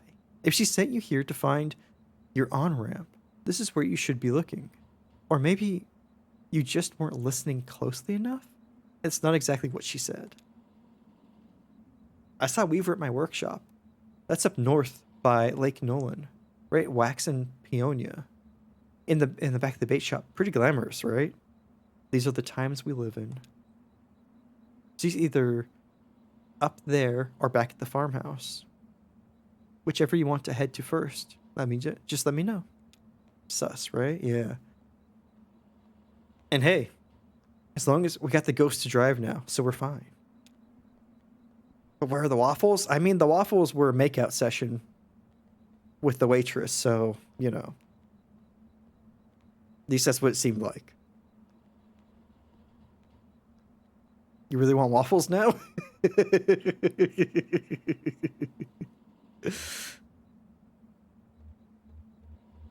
That happened to me with French toast. Zelda had French toast and posted pics of it like last week. And by this week, I was like, God, I really want French toast. You're making pancakes? Nice. Checking on Amazon for a waffle maker. I've been thinking about that. That's on my list of things. Like, maybe this is the time, this is the adulting time for getting like a waffle maker and an air fryer and a coffee machine.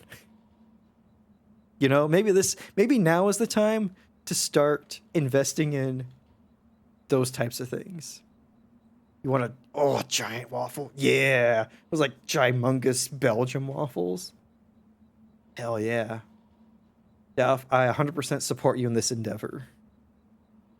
All good things, Steph. I mean, it feels like it, right? It really feels like it. Ready to leave. Yeah. It. Ooh. So, I'm thinking heading back to the ghost house. Take a right at that burning tree that's always on fire. Invest more in leaving your house less. You know, you're not wrong, Odious.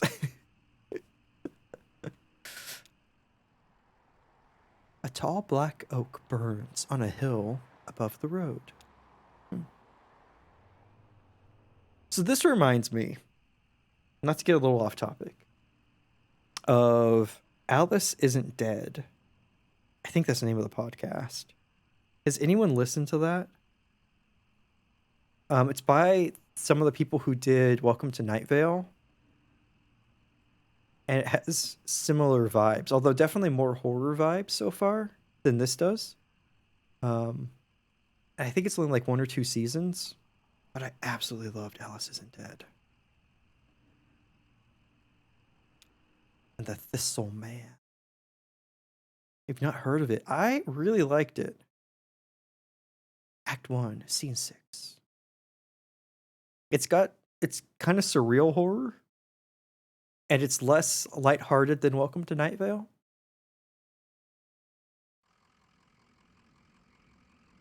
Three-in-one waffle panini and sandwich maker. I mean, Duff, that's got to be a sign, right? That's perfect. That's amazing. That's everything you could ever want. Unless it also made coffee. That's amazing.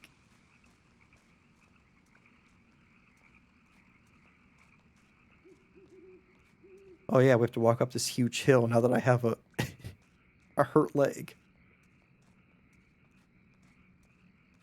Oops, your thumb slipped. Paninis are amazing. They're so good. They're much better than they have any right to be.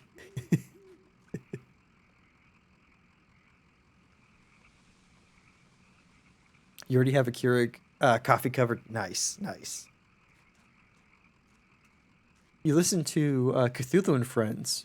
Let's play based on Outer Tor. Ooh, I haven't heard of that one. Thank you for that. I'm not really familiar with um, what's the name of that rule set? Forget what it is. It might just be like the Cthulhu mythos or whatever. But for like TTRPGs, I've only really experienced the one game that Katie's played in it. Yeah, Lovecraft. Yeah, yeah.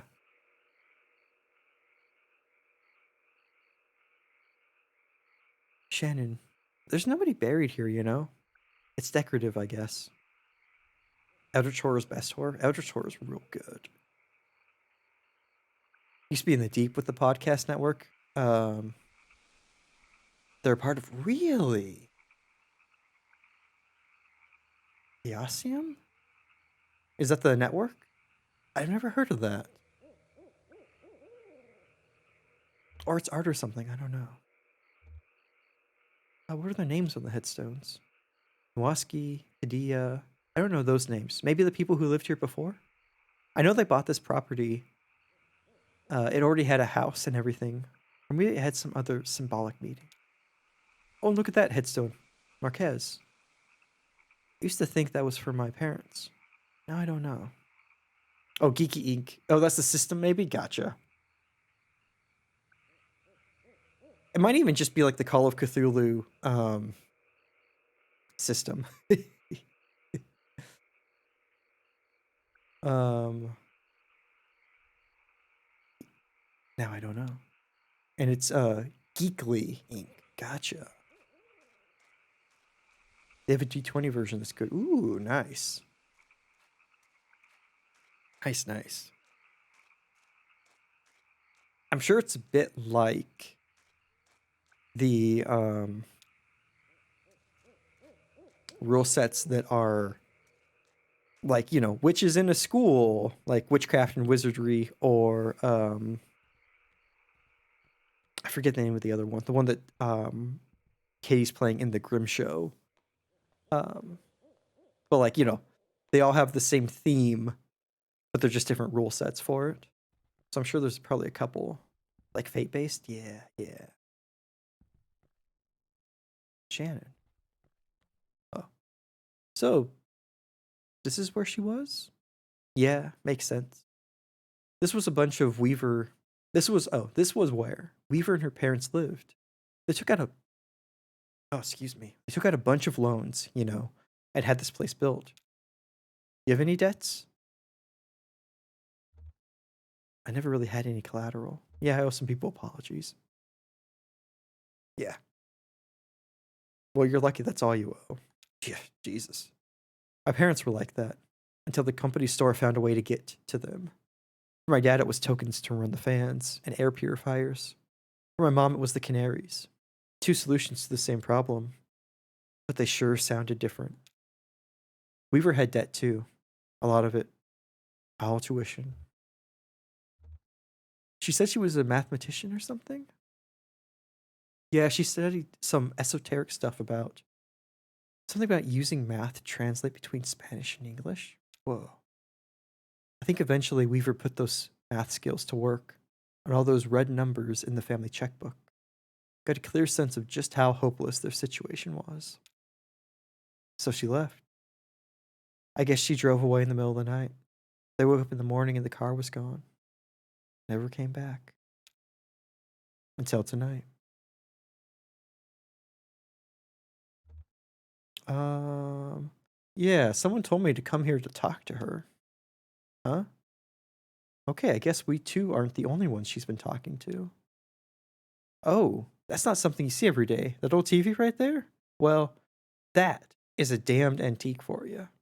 I had a model like that in the shop once, but I had to sell it off to make rent. Most painful decision I ever made. Say, do you mind if I open it up? Looks like the dials are all corroded, and the screen is leaking light a bit.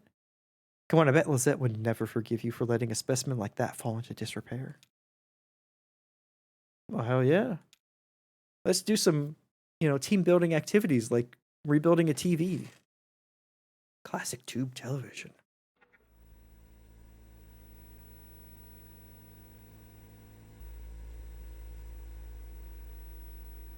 Oh yeah, these tubes are all messed up.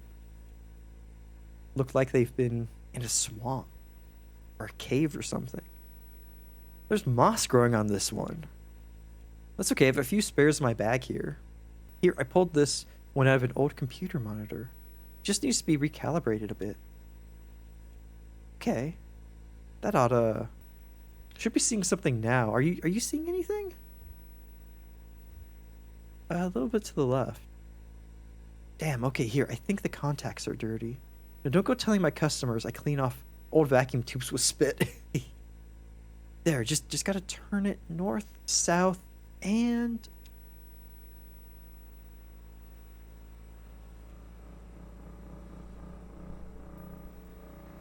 Whoa. Tunnel on the 0.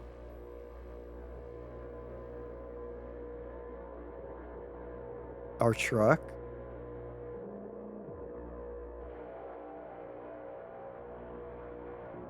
We are going deeper into the unknown.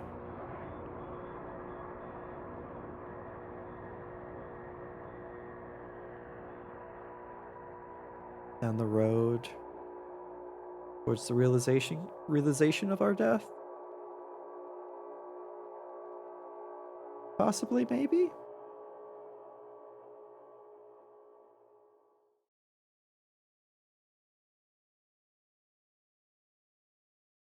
Oh. End of Act 1.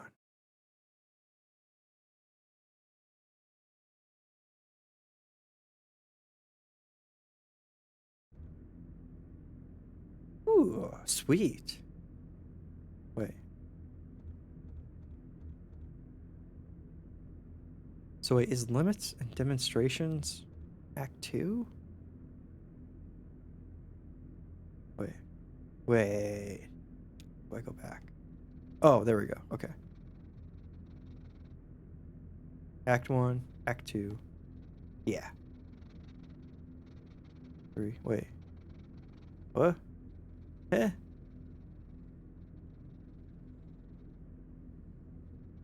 These interludes between them? What? What? Whoa. What? Okay. Do I...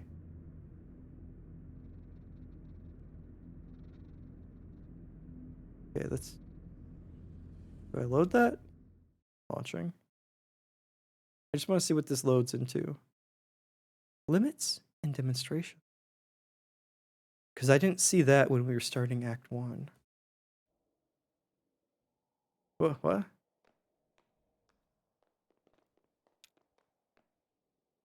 Wall text. Limits and demonstrations. Alula Chamberlain represent retrospective.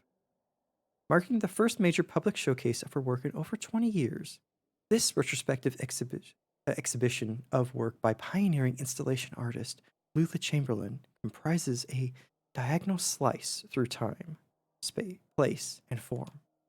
The pieces on display here were individually debuted over a period of 35 years, designed in Chamberlain's various homes and studios between her beloved Mexico City and her native Elizabethtown. They represent a range of scale and impact from the intimate warmth of vertex texture fetch to the infamous visage, the latter of which requires a vertical clearance of over 30 feet. Yet these works share a confounding legacy. In each of their debut exhibitions, they were nearly impossible to install. Galleries and museums balked at the scale, power requirements, and highly skilled labor involved in maintaining these works for display. Some successfully executed much later. And so, just as they describe the outer limits of Chamberlain's range as an installation artist, the geographical edges and vertices of her itinerant home life, and the beginning and end of her distinguished career, the works on display here also trace the extremes of our capabilities and frontiers of our patients as both viewers and exhibitors. Are we capable of viewing these works as they were meant to be viewed? Do we even want to be? Oh, Call of Cthulhu's publisher is Chaosium, and the rule set uses percentile dice for the rolls. Successes is below your target number. I think that's right from what I remember of watching that actual play. I think so. It's been a while though. And I thought it was like Call of Cthulhu was the after it took me a second, but I thought that was the name of the actual rule set. Battle card. Basement Puzzle number 2. Artist Sunset and Horse. 1976. Plaster and Wire.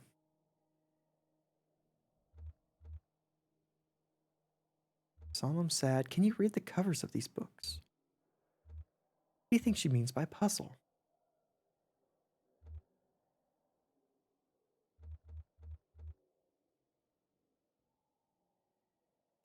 Yeah. You think? Yeah, weird. I guess it's something you can solve. Oh yeah. I mean, Audience, no problem. It's hard to keep track. It's so easy for like one or two to slip through. You're like, oh wait, yeah, I totally forgot about March last year. She does so many. And is excellent in all. Busiest person I have ever met. It continues to find ways to become busier. It's just wild. Yeah, weird. I guess it's something you can solve. They must be symbols. Artist, sunset, horse, or is it an anagram, or like a code? I don't know how she handles it all. I honestly have no clue. Yeah, that also makes it difficult.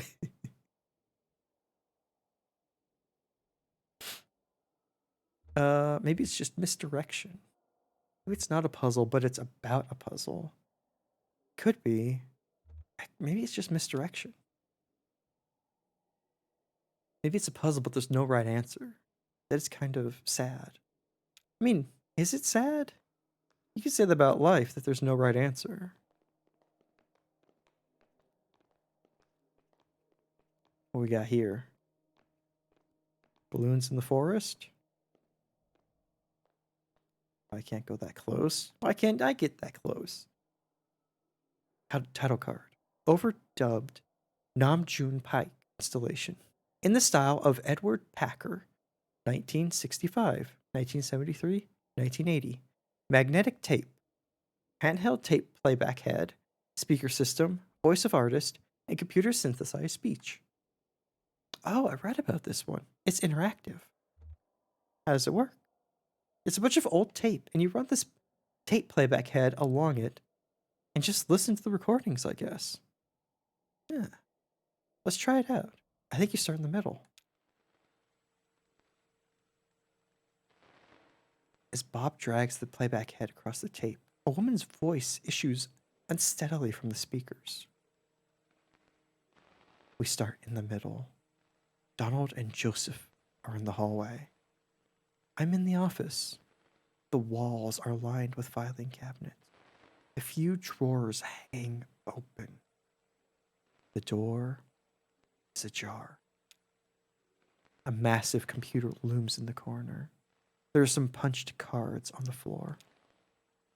A synthetic voice recording, spliced awkwardly into the tape, lists out options in monotone.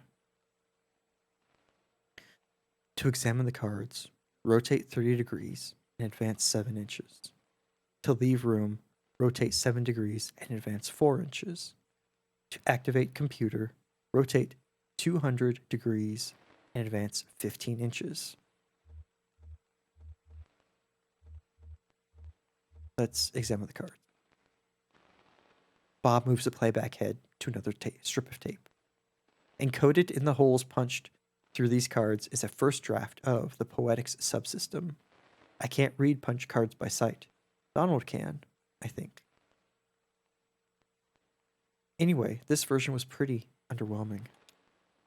To leave room, rotate 17 degrees and advance 4 inches. To activate computer, rotate 200 degrees and advance 15 inches. To activate by the... Bob moves the playback head to another strip of tape. So loud. I love it. I'm now holding 2 punched cards. On one of them, Joseph has scribbled a note. Caves. The other is blank. To insert Caves card, rotate 11 degrees and advance 2 inches. To insert blank card, rotate 95 degrees and advance 14 inches. What a skill to have.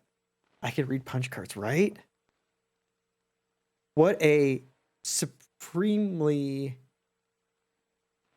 Like, that skill had an expiration date on it, right? It had a very short one, I think. Caves card. We're on a dirt trail in the park. Or, well, it's not really a trail. It's a trail. It's more like a tendency. There tend to be fewer plants here on the path we've been walking. Now we're walking at the edge of a massive hole. The dirt gives way to mossy rock as the ground sinks into darkness. Joseph and Donald are following a rope down into the cave. They have computer equipment tied to their backs. So do I.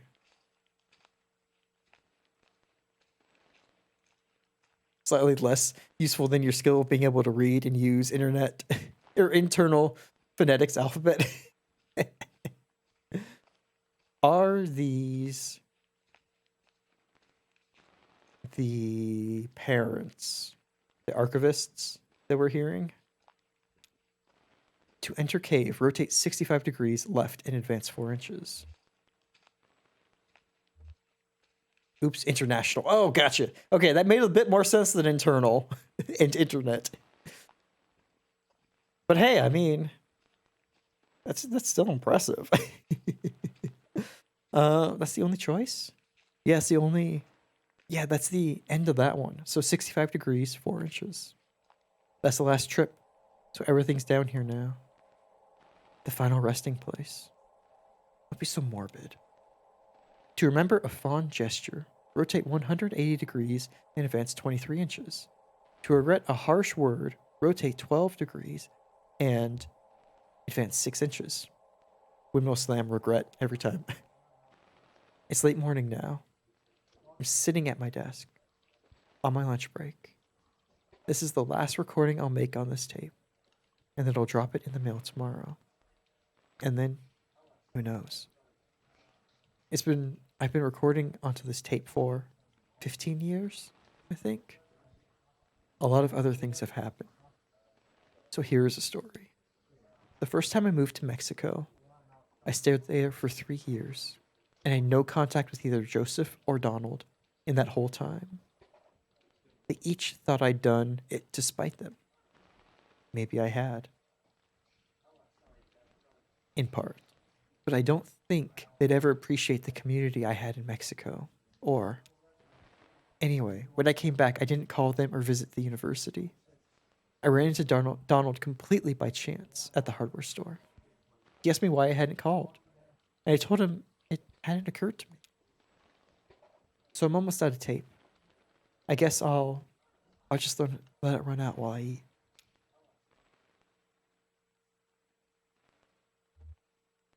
Guess we should stop then. Yeah. Do you feel done? I don't. Is there anything else we can do here? No, it's the end of this tape strip. I don't think we ever reached this long one at the top. Is that cheating to skip over there? I mean, I won't tell a soul. Bob moves the playback head to another strip of tape. Think of your work or research. You'll die in these damn cold caves. And what about those men? You know they'll come back. We go deeper, that's all. They'll never find us. Did you hear their voices? They're not. They'll find you, but not me. I'm going back to the surface. Stop! Your stupid fight is ringing through the whole damned cave. Joseph, right now, we can't stay here. I'm leaving too. I'm not going back to the surface. I'm taking my station wagon. I'm heading down the Zero. You'll be lost forever. But we need your voice from the machine, Lula. It only recognizes your voice. I'll send you this tape when I'm done recording. I'll put it in the mail, and then you can see what your damn machine does with it. Oh. Yeah, whoa.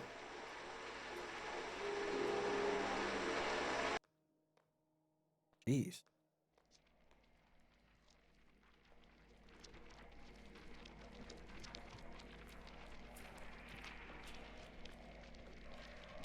And what's this?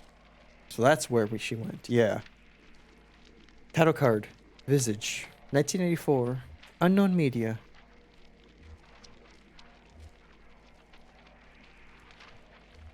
What kind of machines are those? Looks like, yeah, teletape terminals. And an old PDP tape cabinet, I think. Or something from that period. My uncle used those too. Slice of visage to build a visage. To puzzle its owner. What? It's a poem I read. I think it was written by a computer. I think it's lovely. Yeah, I fucking love that. That's really cool. It's a super cool effect.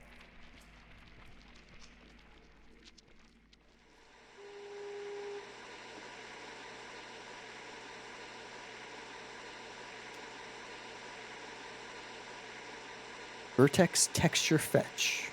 Tree, television, and suspended cathode ray tube. 1968. Found materials. A picture on the TV. What is that? It's a lighthouse? No, it's a weather vane or a windmill or something. Is it a lighthouse?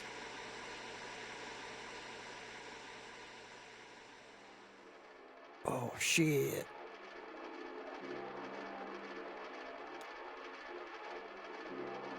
Title card. Spinning coin, suspended. Correcting for angular motion. 1976. Found materials. Yeah, what a lonely image. The image on the screen or the whole thing? Yeah, the whole thing, the microfilm reader, that flickering coin. Yeah. Yeah, kind of anxious, right? I feel like we startled it. And now there's this uncomfortable pause. Nice use of materials. Yep, pretty dark. I feel drawn to it, but it just makes me nervous.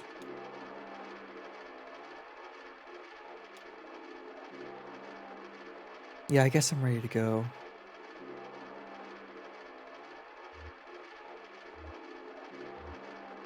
Yeah, I need to go. I need to get work any. I need to get to work anyway. Yeah. Whoa. Okay, then it goes to chapter 2. So it looks like there are these little interludes in between them, and one after chapter 5. That's real neat. But I think I'm going to call it there. A little early. I don't think I can do anything can save, but yeah, a little bit of a shorter stream for me today. But thank y'all for coming by and for hanging out. But let me exit the game. Let me get the scenes going. Yeah, thank y'all. It was super neat to be able to start up and try out this game with you. I'm really liking it. It's got the kind of cat lady vibes in the kind of weirdness of how it's throwing information at us. And I dig that a whole lot.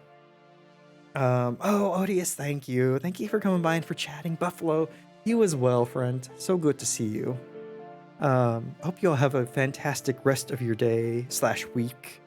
I will be going live on Saturday, this coming Saturday, for Song of Horror. So bring your favorite beverage, some popcorn or a snack, a wonderful heaping helping of salt, and let's, poke fun at this game that has tormented 3 streamers I know already. Hey, Zelda! Thank you so much for lurking. It means a lot to me that you come by and hang out. So thank you so much. I hope that you're feeling better. Ooh, can't wait. Yeah, Mary. Yeah. Thanks for hanging out, for chatting, for lurking, all y'all. Means a whole heck of a lot. Do you choose to spend time here? Well, we've come to that time where I try and remember the thing that I say every time, and mess up in a unique way each time. So thank y'all for coming by and for hanging out. I hope to see y'all again somewhere on Twitch, either here or elsewhere. Have a wonderful rest of your time zone, y'all. Alrighty. Bye. Night, Dalf.